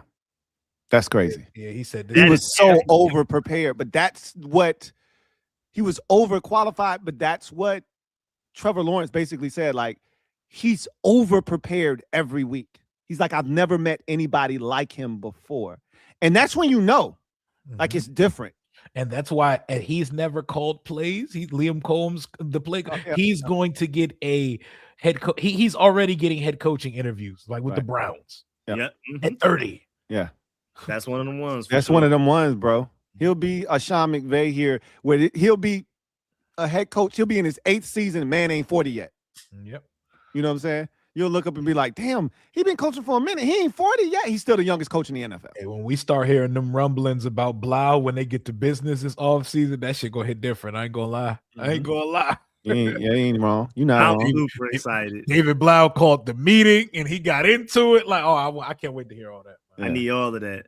And also, what you about to say? No, I was about to say, then you're going to be equally as sad when they start talking about David Blough getting a job somewhere else and realizing you still stuck with DQ. 2-3 years down the line, we'll cross that road when we get there, man. That's a good problem to have. That means he did a great job. Facts. But my biggest worries for him is more so game flow. And also even before then, because that's getting ahead to like September and stuff like that. Before then is how is he going to put together a great coaching staff? Now, granted, we're us trying to we're requesting to interview the Mike guy. We're clearly like we're doing a good job of like casting a wide net, looking around to see where we can get some geniuses to come in. But you like one of the biggest things about being an offensive coordinator, like especially with somebody as young as him, he hasn't been around long enough to know, oh, this offensive lines coach I can bring in and can do a great job. He's gonna have to defer to a lot of the older guys like Anthony Lynn or Dan Quinn to help put his staff together, which is a little weird. So we'll see how that goes. And then when we get to September, it's game flow. You can have the best playbook of all time, but if you don't know when to call the plays, if you don't know how to set up a play in the first quarter, you show them this, then you come back with the opposite in the third quarter, things like that. That's where he may struggle. First off, it's going to take a minute to get that game flow down. No matter how smart he is, it's going to be a little bump, a few bumps in the road. Yeah, the game flow, the sequencing, and I do want to see how many design runs he does. I know Cliff sometimes would run Jaden in the middle of the field, so I do want to see some outside runs. So you can't take away that element. I know they're going to try to be conservative with him health-wise, but you still got to use that weapon that Jaden has that you can't teach how athletic he is. So I would think they would try to do at least 2 to 3 instead of 6 to 7 to 8 design runs like last year in 2024. So I do want to see that element of offense in there. So I do want to see how he installs that in the offense. Ronald Rivera, thank you for the super chat. Greatly appreciate you. Double up. Hartman is the Bronny James of Jaden Daniels. That's the thing. Yeah, these joints on social media now where guys are just coming up with like the comps and like, Hartman is the Bronny James of Jaden Daniels. Is like these joints is hilarious, bro. I hear some of the funniest comps in the world. Like you got to hear some of these shit. I'm gonna send y'all some of these joints in the chat. It's gonna be, and they all accurate. They all spot on. And them shits be unhinged, bro. I can only imagine. The whole internet is unhinged, bro. So I can only imagine how those go. Mike H, thank you for the super chat. Greatly appreciate you. Who writes, this is the brand new way. Jaden running plays in virtual headset, taking notes and perfecting concepts is the new NFL. The QB is the OC. Don't take it that far though. Yeah. I was about to say you were killing it until you got to the end part. Like quarterback is definitely, I think you're seeing the position be mastered in a different way, right? The virtual headsets and getting as many reps as you can possibly get, that is definitely the new wave, I believe. But the quarterback is still under the tutelage of the offensive coordinator, and you don't want to put too much on your quarterback's plate. Look, the era that we just left, where we saw some of the greatest quarterbacks to ever do it play, they were essentially offensive coordinators on the field. They could call their own plays if they needed to, right? Robots. I don't think we're in that space any longer. We're not. So it's different now because I don't even know when those guys were coming up. I don't even think there was a such thing as a headset that was on until 15 seconds left on the play clock. I don't even know if they had the advantage of that. I think that was a new thing that maybe just happened a decade ago or so. So it's a lot different now. Literally the quarterback is being told the play in the in the huddle in the headset, and then you get to the line of scrimmage fast enough, they give you the look like, hey, be on the lookout for this, alert for this, right? Read this side of the field. Looks like they're in cover 2. This should be open, and then the headset cut off. So they're giving them a lot of things, you know what I mean? That's why people were so perplexed when Phillip Rivers came back and was doing that field general shit, because it's not many guys that do that in the league today. Exactly. And he came off his couch doing that shit. Hell yeah. It's just those dudes were different. They were different. Those Machines, guys were man. different. Absolutely. Gabe Q. Shout out to Gabe, man. Thank you for the super chat. Greatly appreciate you. Thank you for the dime. Who writes, I told y'all we should have drafted Joe Alton built around How. I kid. Does year 3 of this regime feel like a make or break season? I don't know if it's make or break, but it's critical that we can't replicate. Forget the injuries. We can't replicate the success of this season next year. Like, we cannot have a 5 or 6 win season next year. I felt like it kind of was make or break a couple of weeks ago, but as time has passed, and especially after hiring David Blough, I don't think so. But to Rio's point, it definitely can't be last season. But I don't think we're gonna go in with the expectations that we went into with 2025 season, where it's like, Super Bowl or bust, or deep playoff run and stuff. I don't think it's gonna be those type of expectations. And if we don't reach that, I don't think everybody's just gonna be fired or anything like that. But it definitely can't be what we just went through for sure. Yeah, for me, it's make or break. You just fired 2 offensive coordinators. I mean, they say they parted ways with Cliff, but it realistically, it was a firing. And then Dan Quinn, you look at the year you just had. So, and then expectations are higher now. So we're expected to make the playoffs like we were last year. So this is definitely make or break. And then also for Adam Peters too, this is his 3rd draft. So you have 2 off seasons where he's constructed a roster. And then you look at the draft with Ben Sinnott hasn't worked out so far. Johnny Newton's been wildly inconsistent. Mikey's been wildly inconsistent. You just have you cut Dom Hampton. You have a lot of wildly inconsistent and just a lot of unproven guys in the last couple of drafts that Adam has, and then you don't have a lot of picks. So yeah, it's a make or break year for everybody, in my opinion. And then James got to show that he can stay upright and play like he did back in 2024 for sure. So it's a make or break season for Dan Quinn too, because even when he took over the defense, it was bad. So it's definitely a make or break year for a lot of guys. I don't think it's a make or break year for the regime as a whole. But I do think this is a very pivotal year for Dan Quinn in particular. Doesn't feel like, no matter what happens, it doesn't feel like Adam Peters is going anywhere. He feels like he's going to get time to figure this out, turn this around, et cetera, et cetera. But he feels the pressure of last year's disappointment. Obviously, I feel like so far what we've seen, this aggressive approach, because I feel like the Commanders have been aggressive this offseason. Well, casting a wider net, interviewing multiple candidates, doing the things that they've done thus far feels aggressive. Even if, like, I remember Rio saying this a while back, and it was something to the effect of get certain guys, but I want to hear that we're rumored to be interested in throw our hat in the ring. Yep. Right. And that's what we did effectively with Brian Flores. We're not getting Brian Flores. But the fact that we're interested and we showed interest and at least attempted, that's what you want. You want this team to be engaged in guys that can be difference makers. And so I do think there's a sense of urgency that exists. And I do think that for Dan Quinn in particular, this is a make or break year.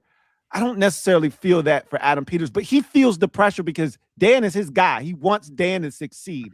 So I do think there's a bit of pressure there, but I don't necessarily feel make or break.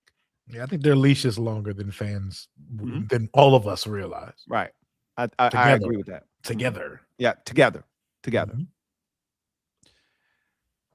Chris, thank you for the super chat. Greatly appreciate you. Chris writes, would y'all be interested in Alec Pierce? Yes. Yes. Yep. Yes. I think I speak for everybody. Yes. I feel like he's one of the top free agents because again, George Pickens doesn't seem realistic. Alec Pierce might be right after that for me. Yep. He says if he becomes available, he's to me becoming a top 7-ish wide receiver.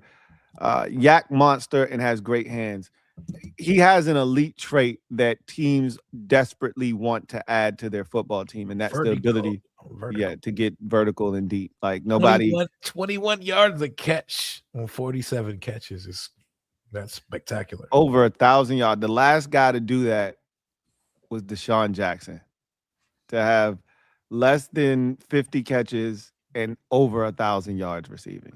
You know how hard that is to do in the NFL. Yeah, white boy get busy, man. He gets busy. Especially with Daniel Jones when he was playing well, but it was still Daniel Jones. Mm-hmm. And then Daniel Jones has been hurt for the last few games as well, and he was still out there balling. Yeah, he did it with Riley Leonard too, last game of the year. Yeah. As Rio would like to say, this one has the magical fifth gear for the white guy. It does. That gear exists. He be flying. The mythical white fifth gear. It exists with him. Call him the unicorn. William Lee, thank you for the super chat. Greatly appreciate you. Who writes, none of the quarterbacks looked good to me. Even Josh Allen looked mortal. I'm picking the Texans to win it all. I thought Josh Allen looked really good to me. I thought, especially with what he has out there. I thought he played the shit out of that game on Didn't Saturday, they just lose two Sunday, receivers to torn ACL? Yeah, Shavers and Davis both gone. Hey, so Shavers was the ACL too? Yeah, and Shavers is gone too. Yeah. Golly. Yeah, Keon Coleman has to play. Like they don't have a choice. Cookie man. I know. They're supposed to get Curtis Samuel back this week though. He's practicing again. They better hope he back because their lives depend on it in these playoffs. I mean, I think Stafford missed a lot of throws, but you can't not say that Stafford played like that was so big time what he did in the clutch. I thought Trevor Lawrence had some good moments. Yeah, that pick at the end was brutal though. Yeah, it was bad, but he did have the drive to get him down there. Yeah, the other one where Eddie got the touchdown. And as much as I love the Texans defense, we can't overlook the fact that CJ Stroud was ass-tastic for 3 quarters. Yeah. Horrible. Yeah. We can't act like CJ Stroud is omitted from the conversation because the Texans defense is like that. Like you play like that against the Patriots this upcoming week, they won't win. They won't win that game doing what they did against the Steelers. So an opening drive, Purdy was like that. He was dicing with DeMarcus Robinson. He had up and down. He was clutch too. He was clutch too. He did his thing, bro. Yeah, Purdy got it done late. Shout out to Brock Purdy, man. Shout out to the 49ers, man. Shit. Shout out to Kyle Juszczyk. Kyle Juszczyk. Kyle Shanahan is doing a hell of a job with that team, bro. They got linebackers you ain't never heard of out that joint starting, and they running fades with folks, man. That the white linebacker with the nasty number was out there getting active, bro. Yep. Him and Salah getting active, bro. Hey, Rio texted me during the game and said, hey, what would Ben Sinnott be in this 49ers offense? I said, you already know the answer to that, man. He said, all pro. I said, you already know what time it is, bro. You saw Kyle Juszczyk getting busy out there, man. Active, Come on, man. Stop it. Making diving catches in contested coverage. Like what? First Kyle team all Juszczyk pro. was active, bro. He the only thing on the ballot, but first team all pro. First team all pro, bro. You see how they got this all purpose, they like made a spot. I saw that. Is that the first time they've done that? They said we're gonna make a spot for McCaffrey. I don't ever recall seeing that before. That's the first time I've ever seen that. This has to be the first year. That's literally a McCaffrey award. They did whatever they could. Almost hit 1,000 and 1,000. They said, we're gonna make a spot for him. Yeah, we got to make sure you get up there. Thou wow. What? They got 12 players on the field according to the reward system. Man, that's crazy, bro. They hit a flex for the all pro team. A flex. Paul Kyoko, thank you for the super chat. Greatly appreciate you. Who writes, not name Al Harris. Give me a DB coach name. around the league? Is that what Like you saying? someone who played DB or someone that currently coaches? Give me a DB's coach name. I think he just wants one from some team. Oh, Chris Harris. You don't like Harris, that? You don't like nice things? He's always been a guy. DB everywhere. Say Texans, just Corey Unlin, the defensive pass game coordinator, whoever their defensive backs coach is. Give me anything DB Texans, please. Yeah, I don't know if I can name one. Denard Wilson was a DB. Yeah, He trying to qualify. He trying to qualify shit. He's been a DB coach before. Oh, he's good at it too. That's tough. I mean, to the point that we brought up earlier, like you're usually looking for ex-linebackers, linebacker coaches, and things like that. I can't just rattle off a bunch of DB coaches right now off the top of my head. We got Tom Donatel. Tommy Donatel, Tommy D. You know he has a brother out there too. Watch out. Oh. Yeah, I think he's on the Titans too. Yeah, that's why some people are afraid to hire Denard Wilson. Yeah, we'll turn around and have this whole defensive staff white. Mess around. The Donatel brothers will be in here riding. Kyle, thank you for the super chat. Greatly appreciate you. Thank you for the dime. Yeah. Who writes, what's good, Kings? Were y'all surprised that they didn't try to keep Tavita Pritchard on and offer him the OC spot instead of letting him go to college? Since they planned on staying in the house in the end, they couldn't keep Tavita from getting a heck. Like the NFL offensive coordinator, college coach, I'm going college head coach. That job was his destiny. He played college football behind Luck. He was the offensive coordinator for there. That job was calling for him at some point anyway. This is his fate. He living in this truth right now. I feel like we got used. I feel like we were just the middleman to his ultimate dream. He knew he was going back to Stanford as soon as that job got open. Yeah. I love it. I love it. Did y'all see any of the press conference? No. Is Stanford jump? Yeah. They basically threw a party for this man. He had on the lay. They brought out all the heavy hitters. Oh, that's late. I gotta go find that. Yeah, it was dope. Andrew Luck obviously is the AD there. He introduced him. Had Jim Plunkett there. Like they rolled out the red carpet for him, man. It was pretty dope. I was happy for Tavita for sure. Somebody's face looks like Pixar animated. I don't know what it is. I don't know why he like a Pixar character. Something from one of the movies. That's crazy. Man. Pixar animated. That's wild. Like the quarterback and their backup they run the program now. Like that's cool as hell, man. It is. It's almost like they said one day, man, we gonna run this shit one day. We gonna come back and run. They said they're in the dorm. That's hard. That's hard. Mm-hmm. I'd imagine that they thought it would be like 10 more years down the road. Andrew Luck's still supposed to be dominating the NFL right now. Still supposed to be in his prime. He's still supposed to be dogging the shit in the league right now. So I think they were thinking maybe a little bit later down the road, but hey, look, man, that's pretty dope. Andre 67 Poggers, thank you for the super chat. Greatly appreciate you. Who writes, Lou, when you said if McGee was talented, they wouldn't keep him off the field. This same staff that couldn't keep Seymour off the Seymour. Yeah, look at what you say. What you call him? Big Seymour. I've been bamboozled. You volunteered it. It wasn't even there, and you thought it wasn't there. It's been implanted in my brain. I was impregnated with Seymour. Oh.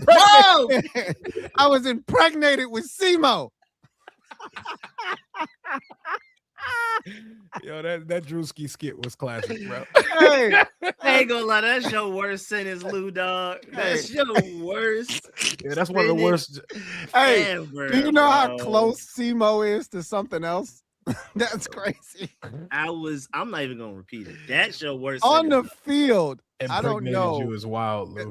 That is kind of crazy, bro. I get what you were saying with the Drewski skit, but God, I was trying to save him. I was trying to misdirect. I was trying to sleight of hand. I don't need it, man. I've been impregnated by the word of God. I don't need it. Okay. I don't need it. Okay. Anybody that hasn't seen the Drewski skit yet is gonna look at you crazy. Absolutely. Go see the Drewski skit. It'll all make sense to you then. It'll all make sense. Otherwise, you're gonna think that I got some crazy shit going on in my house, man. So please go watch the skit, and then it'll all make sense to you. Trust me. Funny, bro. Look, this staff has struggled with, getting guys on the field. The excuses they gave us all year, we mocked them, we made fun of them for them telling us that Ben Sinnott couldn't get on the field and get opportunities because he had a potential Hall of Fame tight end in front of him. Like, enough with the excuses, bro. Like, we've all seen other teams. I talk about this all the time. Sean McVay play like 9 tight ends, bro. And they all touch the ball. Yep. So, like, you can't convince me that you couldn't get Ben Sinnott opportunities or you can't get Jordan McGee on the field. And especially since Zach Ertz was hurt for like the last 5 games anyway. Like, come on, guy. And still couldn't manufacture targets for Ben Sinnott. Exactly. The second rounder. So, yeah, that's just, I struggle with some of these things. I just struggle with it.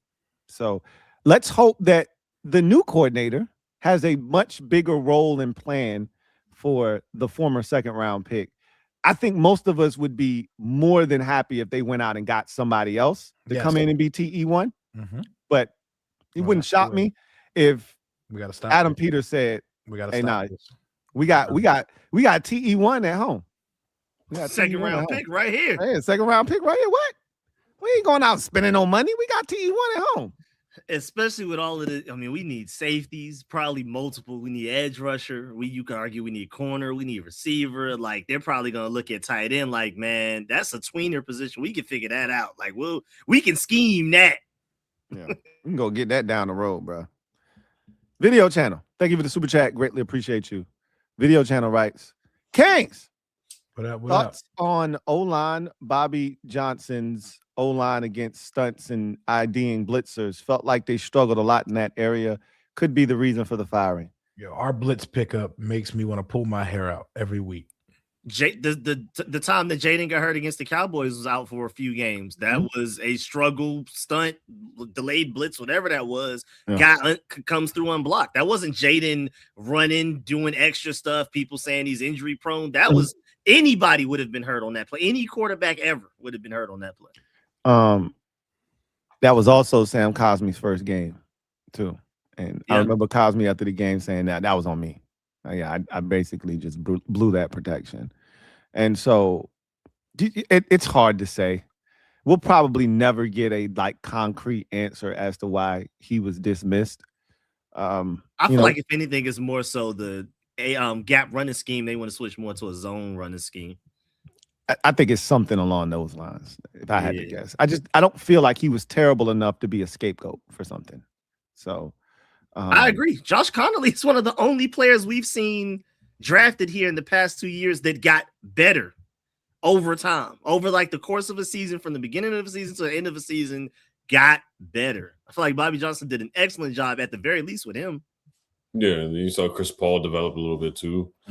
The O-line was the most consistent unit. But I do think about the game against the Chiefs. It was like the last chance we had against the Chiefs, and like Sam Cosmi went one way and then somebody else went the other way, and then somebody came in the second. Mario, it was like on the third or fourth down or something like that. Yep. OG Bobby Johnson was good, man. Like, to come from the Giants where everybody said he was awful and terrible, and Evan Neal never developed. I don't know if they blamed that on. I did hear some people blame that on him with the Giants, but no, he was fine here. I had no problems with OG Bobby Johnson. We've seen some bad offensive line play here, and it was our best, most consistent and healthy unit on the team for sure. And to the point of the philosophical differences, going back to that, like Chris Paul, to your point, you could tell we're about to go to a more Shanahan, Ben Johnson like offense. I'm telling you right now, Chris Paul is not just starting left guard. Brandon Coleman's going to take back over because he can get to that second level, that third level, block linebackers and DBs. I'm already projecting that it's good. Brandon Coleman's going to get his job back with the new offensive lines coach and everything else that they bring in here. I love Chris Paul, and maybe you could try to use him as trade bait since he started and played well for you last year, but or you could just hold him, keep him as depth. But you could just tell, but the fact that they fired him immediately the same day we got the Cliff Kingsbury and Joe Wood Jr. announcement, I feel like that's more of a philosophical thing than he just did a terrible job. And remember, he is a free agent because that was the last year of his rookie contract. Yep.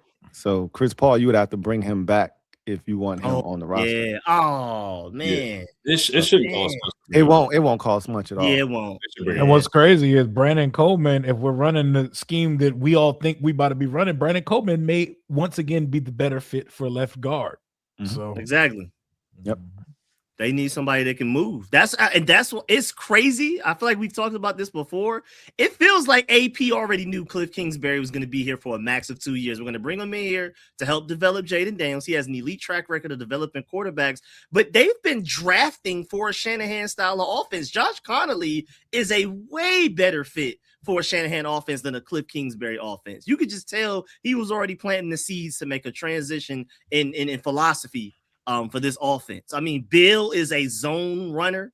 He will be way better in zone than he was gap. Same, I think Chris Rodriguez, same thing.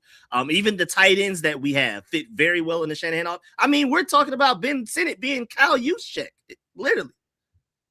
Yeah, it'll be interesting to see what kind of offense we're actually running because we don't know, right?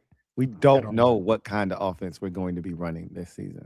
I'm not even entirely sure if he knows all the way yet. There's so much that remains unknown, which is so intriguing, but at the same time a bit scary. Lorenzo Simpson, thank you for the super chat. Greatly appreciate you. Who writes, who is the Texans linebackers coach? It's pretty much D'Amico Ryan, but they definitely have a have a linebacker coach. Somebody entitled, but D'Amico Ryan's is like he holds all of that shit down. Bro. Yep. Video channel, thank you for the super chat. Greatly appreciate you. Double up. Thank you for doubling up. Who writes, time flies.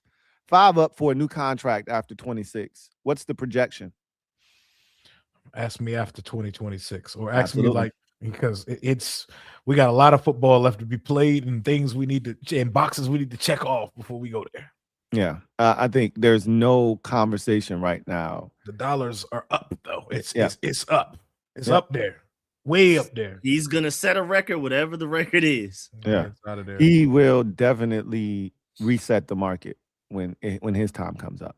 If he does what we think he's capable of doing, first things first, got to stay healthy. Obviously, yeah. Everything else will take care of itself. No, you can't go off Spot Rack, but Spot Rack was trying to throw Daniel Jones $44 million per year. That was crazy to me. Oh yeah, you already know what time it is. You already know. Duncan Wright, thank you for the super chat. Greatly appreciate you. Here we go. Duncan Wright writes, you scrubs be needing to listen to me. If you want to make the playoffs next year, the answer is simple. Join the Canadian Football League. This that my team just got put out Sunday cope right here. Yeah. Lashing out. You know, sometimes hurt people. That's right. Know, that be. It's all good though, man. I'm proud of you. That was a pretty decent. That was comprehensible. Yeah, that was pretty decent, man. That was. Did y'all see that one tweet? Did y'all see that one tweet? Oh, the Bears joint. The Bears joint. I read that joint back. I guess this is a troll page. It had to be because that was one of the most incoherent tweets that I've ever seen in my. Here it said.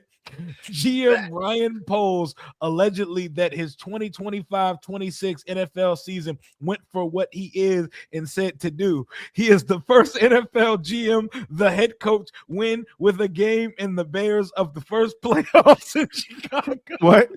Matter of fact, I think I'm the 3-time, 8-time has been NFL so many times. Fire. I'm gonna send it to Lou. Lou, you gotta show it on the screen. It's so hard to decipher. What possessed y'all to actually stop and take a second to read that? That shit had me dying. I saw Ryan Poles. It was like a bold face, like it was like a bold face graphic. So I'm thinking it's saying something. I had to read it all because I wanted to know what it meant. Bro. Hey, it don't mean nothing. That kind of stupidity right there, I can't deal with that shit. My brain can't compute, bro. Look, you see how I be struggling with some of these super chats when it's one letter off, one word off. Once I start reading something like they hooked me, I gotta see finish its conclusion, bro. I had to read it 3 times. I'm gonna let y'all have that, man. I'm gonna let y'all have I had to read it 3 times. Like, no way, I'm tripping. Ain't no way, I'm gonna let y'all have that one, man. That's too much for me right there. I feel like you get stupider reading shit like that. You lose a few brain cells trying to read shit like that. Paul Kyoko, thank you for the super chat. Greatly appreciate you. Double up. Thank you for doubling up. Who writes? What up, Kangs? To be honest, if we're not trying to shoot the J, what are we even doing? Being aggressive is trying to shoot the J and Brees haul anyone. Shoot the J. Shoot it. Shoot it. Shoot it. To me, they've started out aggressive, and I think it needs to transition into free agency and then into the draft. Rio and I were talking about, whether or not they trade out of 7. If the opportunity presents itself and none of the guys that we want are there, I would love to see them do that. That's a conversation that we'll have 50 million times over by the time we get to the end of April.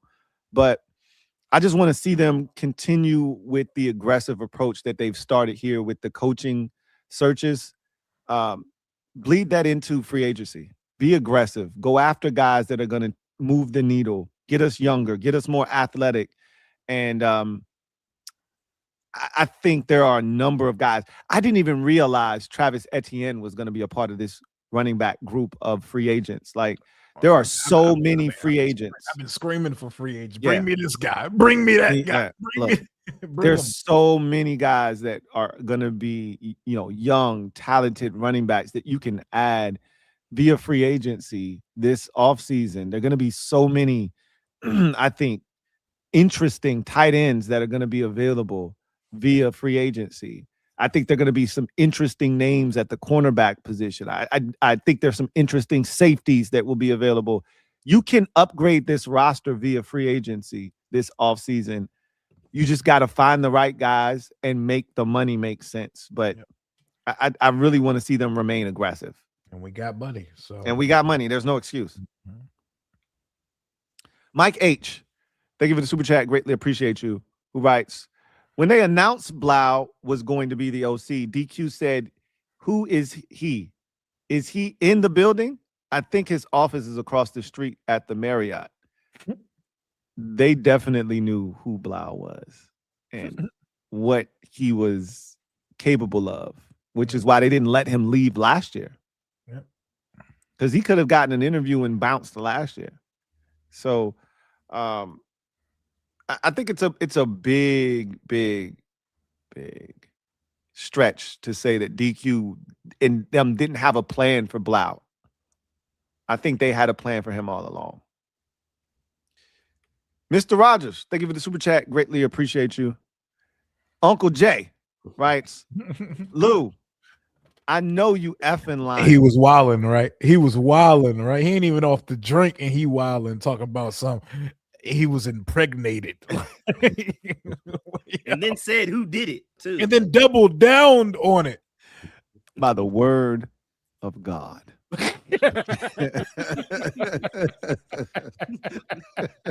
That skit is a classic, bro. Oh man. Hey, Rio changed my life with that one, bro. I done watched that shit like 40 times. Someone let Drewski use a mega church for the skit. I swear they let him use the congregation too. Everything, bro. Even the office he was lying in as he was counting the money. That's that same building, bro. Like, that was wild. Money talks though, man. Yeah, you gonna finance us? I got you. What's Lion Ace? Thank you for the super chat. Greatly appreciate you. Lion Ace writes, what's good, Canes? Mark my words. All pro. Simo. Loading. He gonna save DQ's career, Lou. Wait till we get that futures contract for Simo notification. Hey, 32-year-old in a futures contract. I need 32-year-old grown man. I need them. What I need from them is the same Michael Dieter treatment where they talk about the termination of the contract. Bro, he too old for this, bro. Like, what we doing, bro? When we keep spawning these 32-year-old journeymen and we moving like they 23-year-old undrafted free, him and Antonio Hamilton, bro. At least Antonio Hamilton. Feel like Antonio Hamilton. Yeah, but still, none of them should be really, practice squad deals over. You know. Exactly. C-Mo. Gerard BTV. Thank you for the super chat. Greatly appreciate you. I shouldn't have started that C-Mo shit though, man. Somebody gonna get a C-Mo shirt. Watch. Look, man, what's done is done. You can't change the past.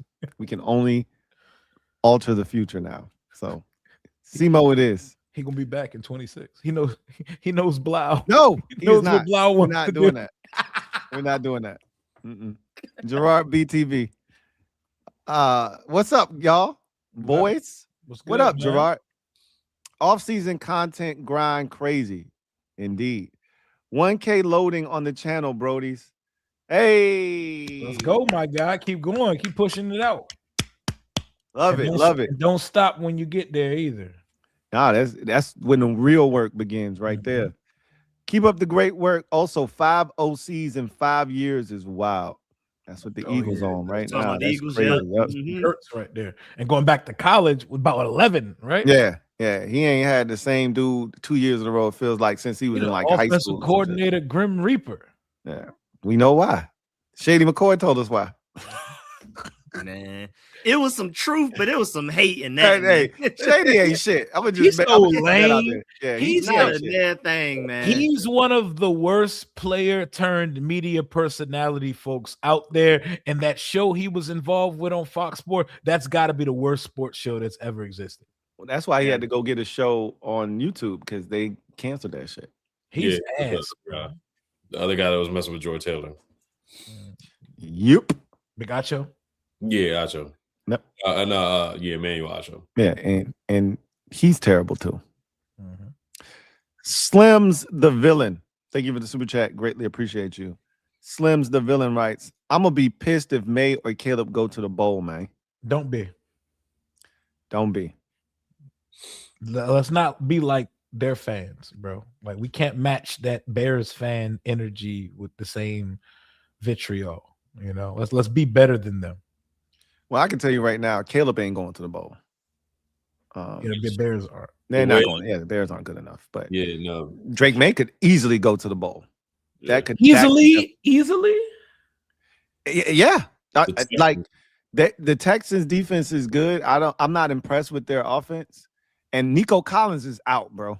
You know, if I wasn't out there blocking for Justin Herbert, the Chargers could have won that game on Sunday, man. I don't know. That boy Justin Herbert was back there dying, bro. He was fighting for his damn life. He was fighting, but he missed some throws too. He did. He missed some throws. Yeah. He missed some opportunities. Because their defense did more than enough to keep them in that to win that for game. sure. That And was Herbert and them- that was a what was it 9-3 something like Yeah, that. yeah. Like that game was right there for the taking, and they didn't make enough plays. But as we've seen in other games, sometimes you just got to get past that first one, bro. Hey, listen though, it's gonna be like 0 degrees in Chicago this weekend, and the Rams are a dome team from the West. Carolina is significantly worse than Chicago, and they had to win the game in the last 40 seconds. So it would not shock me if Chicago got that magic that we had last year. Wouldn't shock me if they somehow won this game this weekend. It wouldn't shock me either, but Carolina had already beaten the Rams Oh before. yeah, they got the Styles make fights this time of the year, and they knew how to play those boys. I think it's going to be a lot. I won't say easier. It'll be a lot tougher for Chicago if they fall behind and do the shit that they did last week. Oh yeah, they can't play that game this week. No, they got to come out smoking this week. Yeah, we've seen them, and I'm gonna tell you, I think you could tell that Devontae hadn't played in basically a month. They were off. Him and Stafford were off. I saw things in that Rams defense that I was like, I don't know, man. Ben Johnson could. I don't know, Jim. Yeah, I saw some things in that Rams defense that made me feel like the Rams can't come out bullshitting versus the Bears like they did versus the Panthers. Because the Bears could definitely get active. There's certain things like who's covering Colston Loveland. Dog, no one, nobody. And I remember people was like, why are they taking Colston Loveland at 10? They already have a starting tight end. Listen, man. It's levels to this shit. We tell y'all that all the time, man. Hey, and there's another one of those in this draft. I'm just saying. His name is Kenyon Sadiq. He declared for the draft today. He's going top 10, 12, 15. So he'll be a Chief. Travis Kelce replacement. I say that's what's scary. The Chiefs might end up with Jeremiah Love or Kenyon Sadiq. They're going to end up with one of those two, and they're one going of to them ball. is going to be a Hall of Famer in Kansas City. Ball. Yeah, no, I do. I want to see that Texans game with the Patriots. Like that's gonna be a big one. Now, Nico Collins, he may be out, but Christian Kirk was getting busy. Yeah, he and was. they all heard the Stephen A. Smith mix. Yeah, up. that was Christian Kirk, right? Yeah, Christian Kirk. So Yeah. Christian Kirk, he's a low key free agent target as well. I don't know how much he's going to command on the market, but 8 catches for 140. He's having a De'Ami Brown playoff performance right now. Remember, we wanted him. And yeah, we did. The Texans traded for him right when we thought he was about to be released. Remember that shit? Yeah, we was just like, knew oh, Cliff was Cliff, bringing him. that's Cliff Boyd. He coming straight here, right? We just knew. Yeah. So that would have been nice. He would have been helpful this year. But it took him like 7-8 weeks to get healthy. He was out for the first half of the season with an injury, but boy, he making up for lost time. That was a career high game for him. Yeah, 140. Yeah, that was the De'Ami Brown performance. I be seeing him and Jalen Coker. I'm seeing all these people have games with a higher than Terry's career high. That don't be making me sick, bro. And Jalen Coker like that though. Yeah, I like that kid, man. That don't be making me sick though. When every time I think about Terry's career high being like 141, that shit piss me off, bro. He been through so many bad quarterbacks. He has been, man. And then coordinators just don't be feeding him, bro. Like, it ain't like he ain't capable. They just don't be feeding him the bro. He got a tight end career high, bro. That joint pisses me off, bro.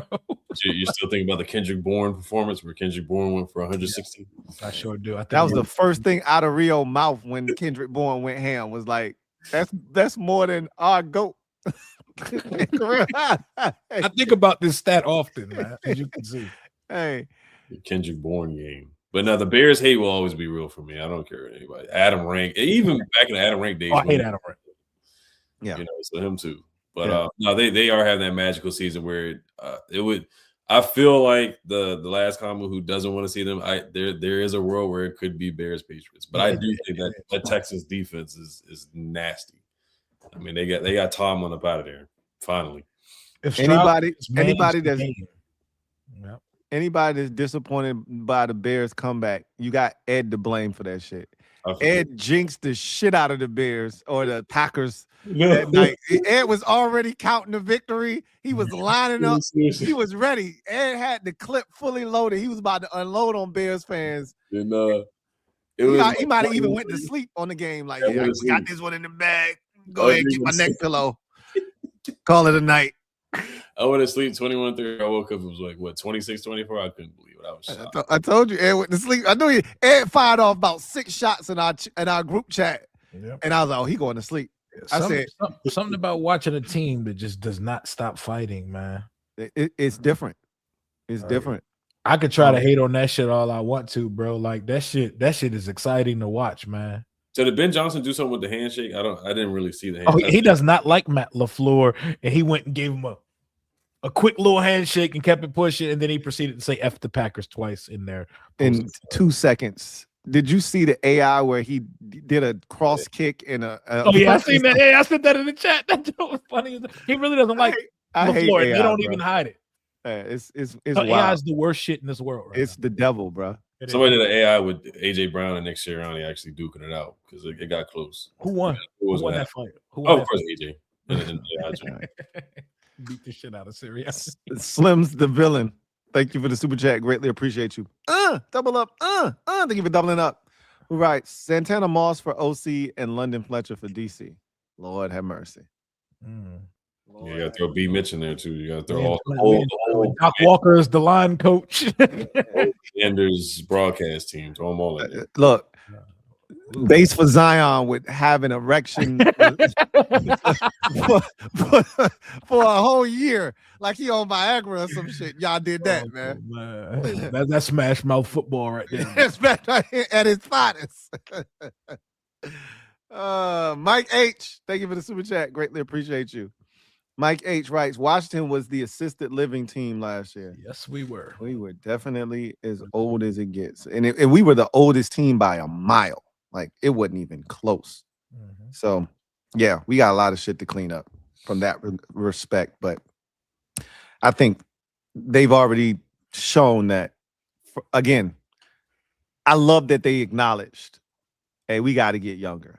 We got to get more athletic, faster.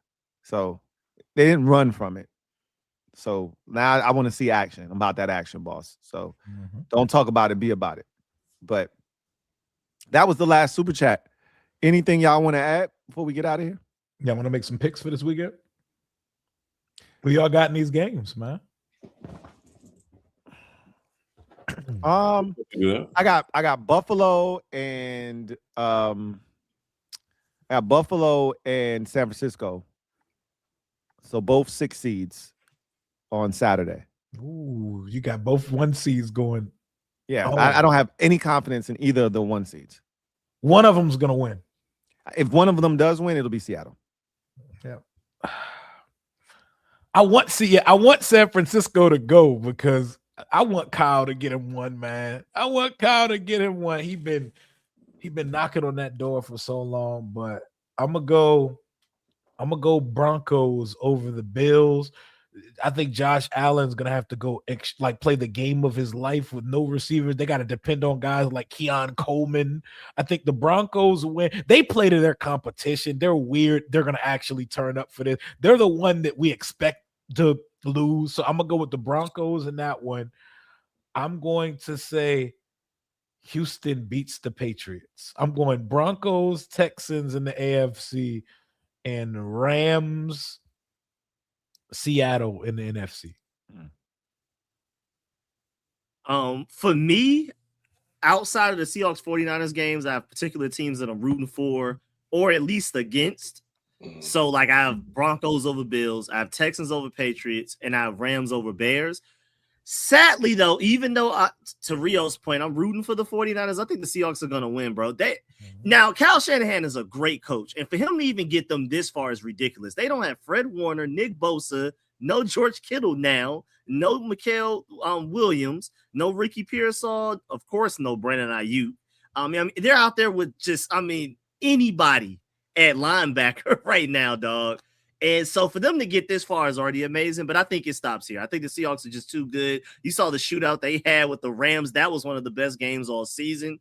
I think they can survive a shootout. I don't think the 49ers can. Yep.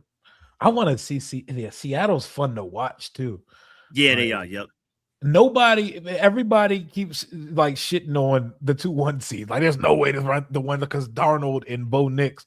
I think the 1 seeds might show up and do something this weekend, man. I think the 1 seeds may actually represent. And hey, maybe if the Seahawks win their Super Bowl, Tariq Woolen be like, well, I been there, done that. Let me go to the Commanders. I'm chilling. Yeah, I'm not a believer in Bo Nix in the playoffs. Yeah, they really do play down to their competition. I think this is the year for Josh Allen to finally get there. So I was almost going to pick every road team. But Rico kind of did convince me on the Seahawks a little bit. So the Seahawks, they just played the Niners. And the Niners, they struggle to stop the run. Like Saquon had a really good game. He had 100-something rushing yards. Like they've really struggled. And then when they played them a couple of weeks ago, Charbonnet and Kenneth Walker went crazy on the ground against the Niners. So I think that's their Achilles heel. I don't think they're going to be able to stop those two guys. And then I got the Texans. Their defense is just like that. That's a Super Bowl defense. Like it really is. And then I got the Rams beating the Bears. If the Bears don't have a magical comeback or some magical out of nowhere play, 4th and 8, where Caleb's just throwing the ball down the field, something that shouldn't be happening. God, that throw was amazing. Yeah, that throw was insane. And then that's my pick. So I'm gonna go with Buffalo, the Seahawks, Houston, and I'm gonna go with the Rams over the Bears. Patriots and Rams on Sunday for me. So all NFC West NFC Championship game with it's a repeat of 2021 with the Rams winning, going to the Super Bowl. It's crazy though. It's so tight this year. Any of these games could go either way. Facts. I don't feel that confident about all these picks. That was the greatest wild card card. weekend we've ever seen in our Oh, yeah, lives. that shit was fun. I didn't want it to end. I was like, yo, can we get another game right now? And we knew every wild card weekend there got to be a blowout at some point. I'm glad it happened on Monday night, not during the weekend, because the weekend and even was that game was it was close like 6. Yeah, for the longest until that strip sack of Rodgers. That's what pretty much. And nothing is opened the boring floodgates. about watching Houston's defense. They are so fun to watch. Same thing with Seattle, right? Same thing with the Seahawks. Like, even though you don't necessarily love the offense, that defense is ferocious, man. You don't get tired of watching that. Yeah, Will Anderson. Now he looks like Bronny. I know somebody said Sam Hartman. He is the Bronny, but Will Anderson looks smack like Bronny James. He does. Yeah, he does in the Like face. LeBron's long lost son. For sure. That is crazy. Hawks Command. Thank you for the super chat. Greatly appreciate you. Hawks Command writes, I go back to Dan doesn't want to call plays. B-Flo is who we need. Oh, Vikings don't have a QB. We do. I just don't think that he cares anything about what the offense is. His system established out there.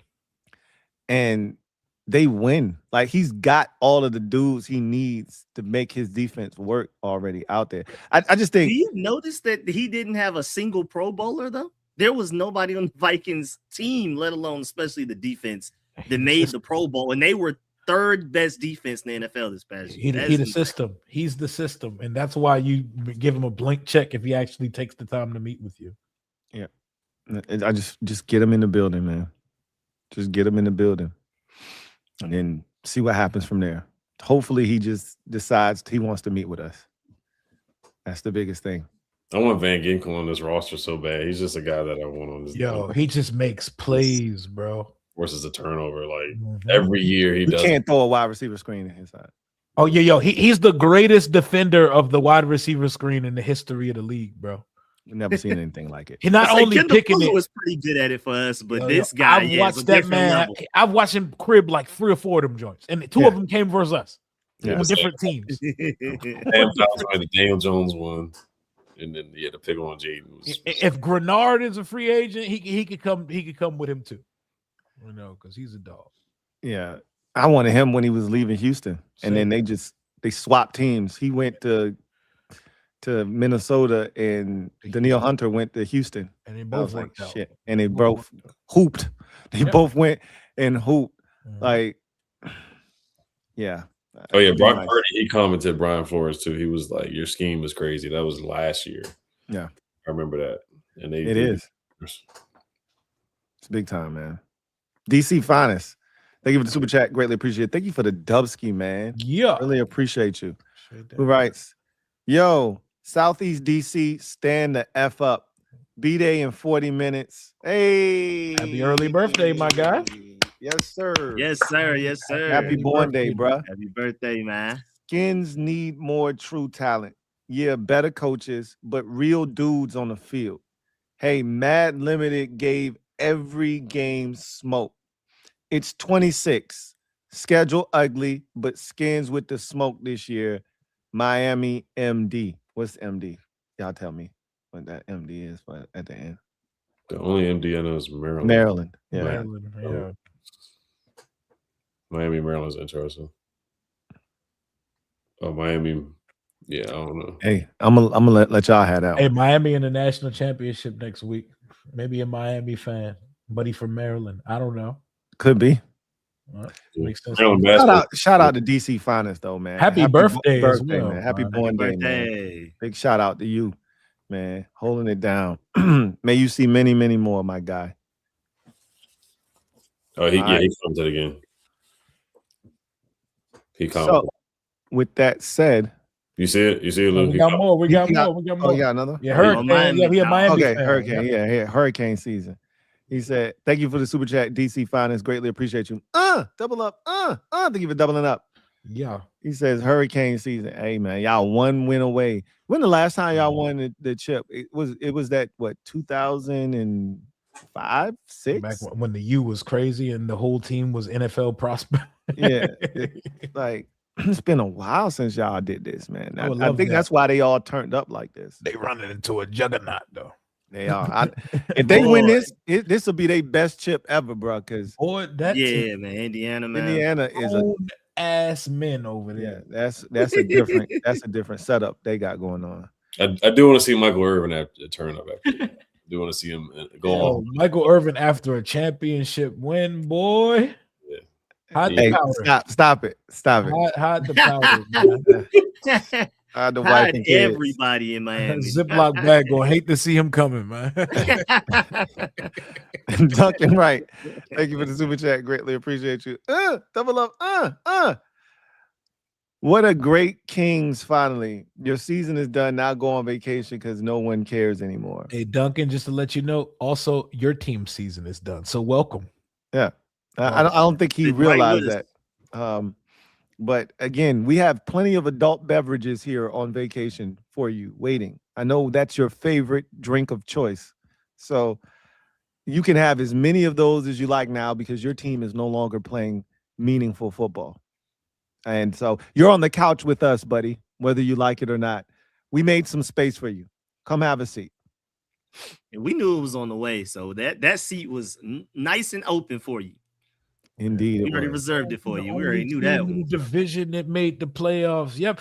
And your Airbnb has already been checked out after 1 week in the postseason. Congratulations. Shout out to resting your starters. Exactly. Yes, you could have used that 2 seed, huh? Yeah. Shout out to Josh Johnson making Keely Ringo turn over. Was that a Dory Jackson or Keely Ringo? It was Keely Ringo. It was Keely. It was It was Keely. Keely. Sorry, self. Didn't know what a football I'm was. still mad. DC Finest, thank you for the super chat. Greatly appreciate you. Who writes, I'm going to see y'all next week after this CBF homecoming. We'll be here. You know where we at. Sure. It's all good, man. When it don't happen, we still love y'all, man. Y'all had a hell of a season. I'm rooting for y'all, man. I'm rooting for y'all. I want to see Michael Irvin. I want to see him The turn U up. is culture, bro. And then culture about Indiana, bro. I'm rooting for y'all. Not a single damn thing, coach, about India. That's a good point, man. Not rooting for them niggas. Man, if it wasn't for Carson Beck, I'd be right with y'all, man. Because I know Carson Beck is Indiana, bro. He's so hard to look. He's so hard to root for with his Ed and Eddie face, ass, bro. Yeah. Ed and Eddie. Ed You look Eddie like face all ass. 3 of them, bro. Hell yeah. I be looking at him after. I be waiting for him to be walking like this. Double D face mask. Yeah, that's crazy, As a Bulldog fan, I can't allow myself to root for them. Oh. I wish I could. I really wish I could, because there's nothing about Indiana I like, dog. MD Except for that stands for come up, I Miami guess. Dogs. Okay. I never heard of that one. That's interesting. Bit. Hey, I'm throwing the U up on Monday, man. I'm trying to see Michael Irvin off the Purist on Monday night, bro. It's off the purest fish scales. Uncle Hey. Joe, a Miami fan too. I see him down there. Hey, my son said the team with the fork on the helmet, undefeated, bro. There's nothing you can do. See, like that, that's Indiana. a culture, bro. Like that, the Hoosiers. Like, What is a Hoosier? like no, It's like a badger kind of thing. not rooting for that. Man, they They're digging fun, deep though. for random mascots, man. I want us to draft a couple of them, boy. I got me a list of Indiana Hoosiers that I like. I don't want Hey. to see them win the championship. Rio like this when you talk about Indiana players. Ready? Yep. Let me tell you about Amari Farrell today. Let me tell you about Elijah Surratt and Omar Cooper and Aiden Fisher. They got him. Yeah, he Got pulled the him. list out.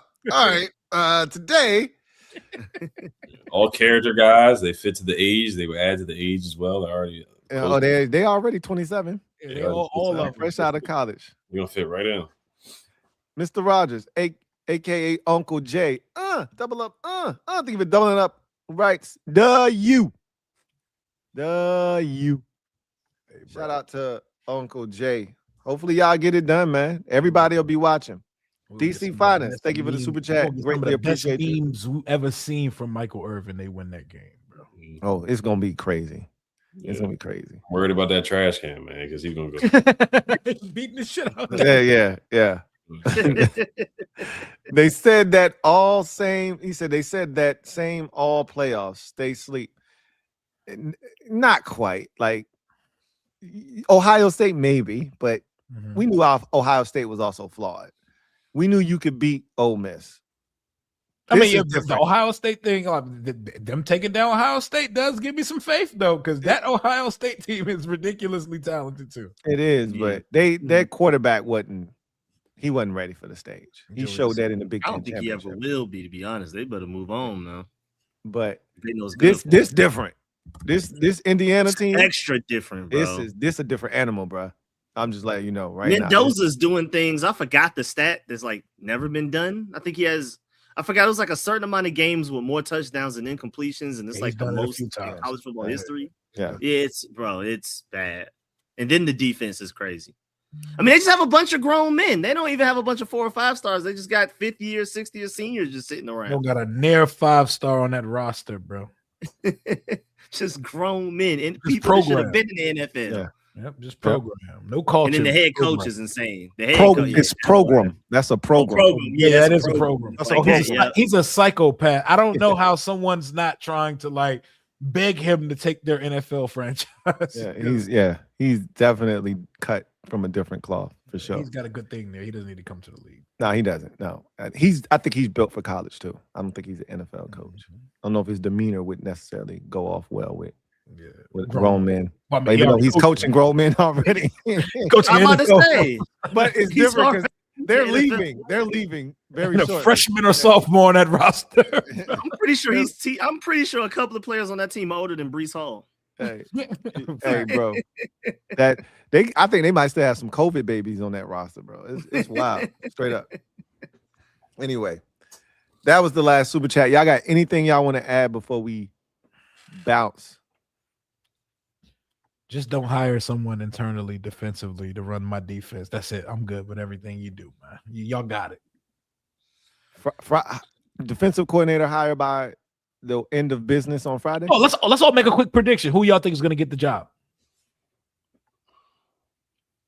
Who I predict and who I want a different. It hurts my heart to even try to say a name right now. I'm worried that if we hire somebody by this weekend, it's going to be somebody I don't want as much. I hope we wait a little longer. I ain't going to lie. I think we hire him Friday. I think for back-to-back weeks, we're going to have a coordinator on a Friday. I think so, too. I don't want so, but I think so.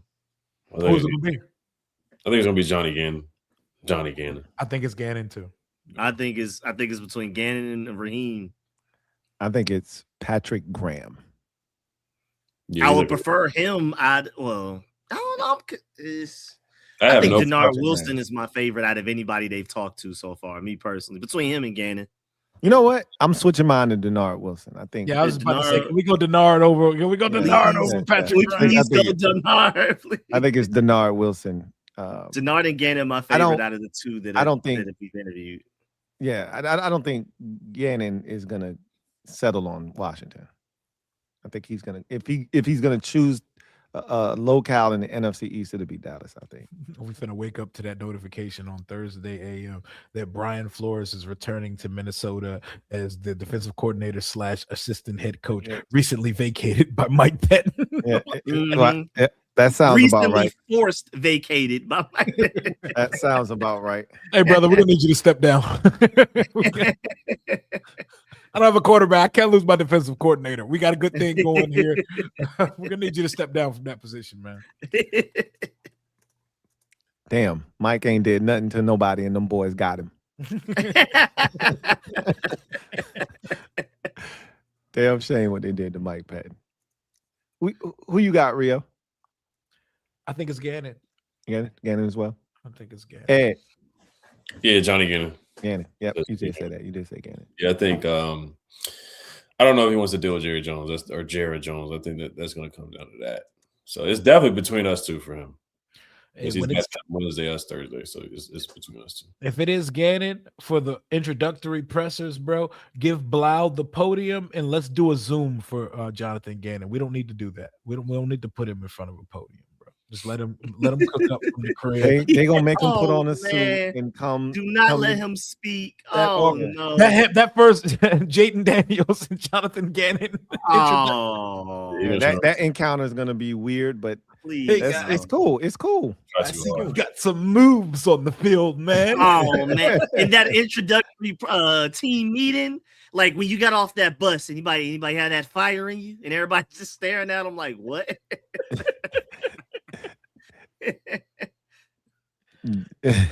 Hey, y'all Weird dumb, man. Y'all He a stupid. weird guy, man. But he can coach DC's defense, but he a weird guy, man. DC Finest. Thank you for the super chat. Greatly appreciate you. Writes, send them back to the cornfields. Hurricane season is. Look, this is gonna be a fun game. It is. What you can't do is turn it over. They thrive off of that. They took Oregon's heart first play of the game. So you gotta if you can withstand the early like avalanche, you're gonna be in that ball game, I think. Yeah. Bane's gonna have to, like, I was talking to Uncle Jay about this earlier in the DMs because he was like, yeah, I don't want to hear none of that. He got pressures but didn't get stat shit. Like, he needs to show up on the stat sheet in the national championship. So I agree. Bane gotta be him. DC Finest, thank you for the super chat. Greatly appreciate you. DC Finest, right? Me and Lou around the same age group. I grew up with Rio Miami. Friends and he says family and friends and team. This is for Sean T, Clinton, Santana. Let's mother effing ride. Hell yeah. That was when the U was the U. Like, that was the last time it was the U. 2001, man. That 2001. I think it's the greatest semblance of talent we've ever seen in a collegiate program. I know everybody likes to talk about that. I want to say it was 2000 and what was it? Like 8 Florida Gators team. I think it was. Oh yeah. Cam Newton was like deep on the bench. Yeah. And they had everybody, bro. But not Miami's. Yeah, Miami. That 01 team was crazy, Miami bro. number It was dumb, stupid. Anyway, y'all got anything else y'all want to add before we get out of here? I think I've said enough for the night, man. Well, in that case, y'all know what it is. When you come at these Kangs, you best not miss. Till next time, big shout out to the over 700 of you that have held us down the entire time. There was over 900 at one point, man. Big shout out to everybody in the comment section. Do us a huge favor on the way out. If you haven't already done so, hit that like button, subscribe for more great content, and turn on that notification bell so you don't miss a thing. We on the road to 7K. Help us get there. Hit the subscribe button, man, so we can make that a reality. Until next time, Kangs are out.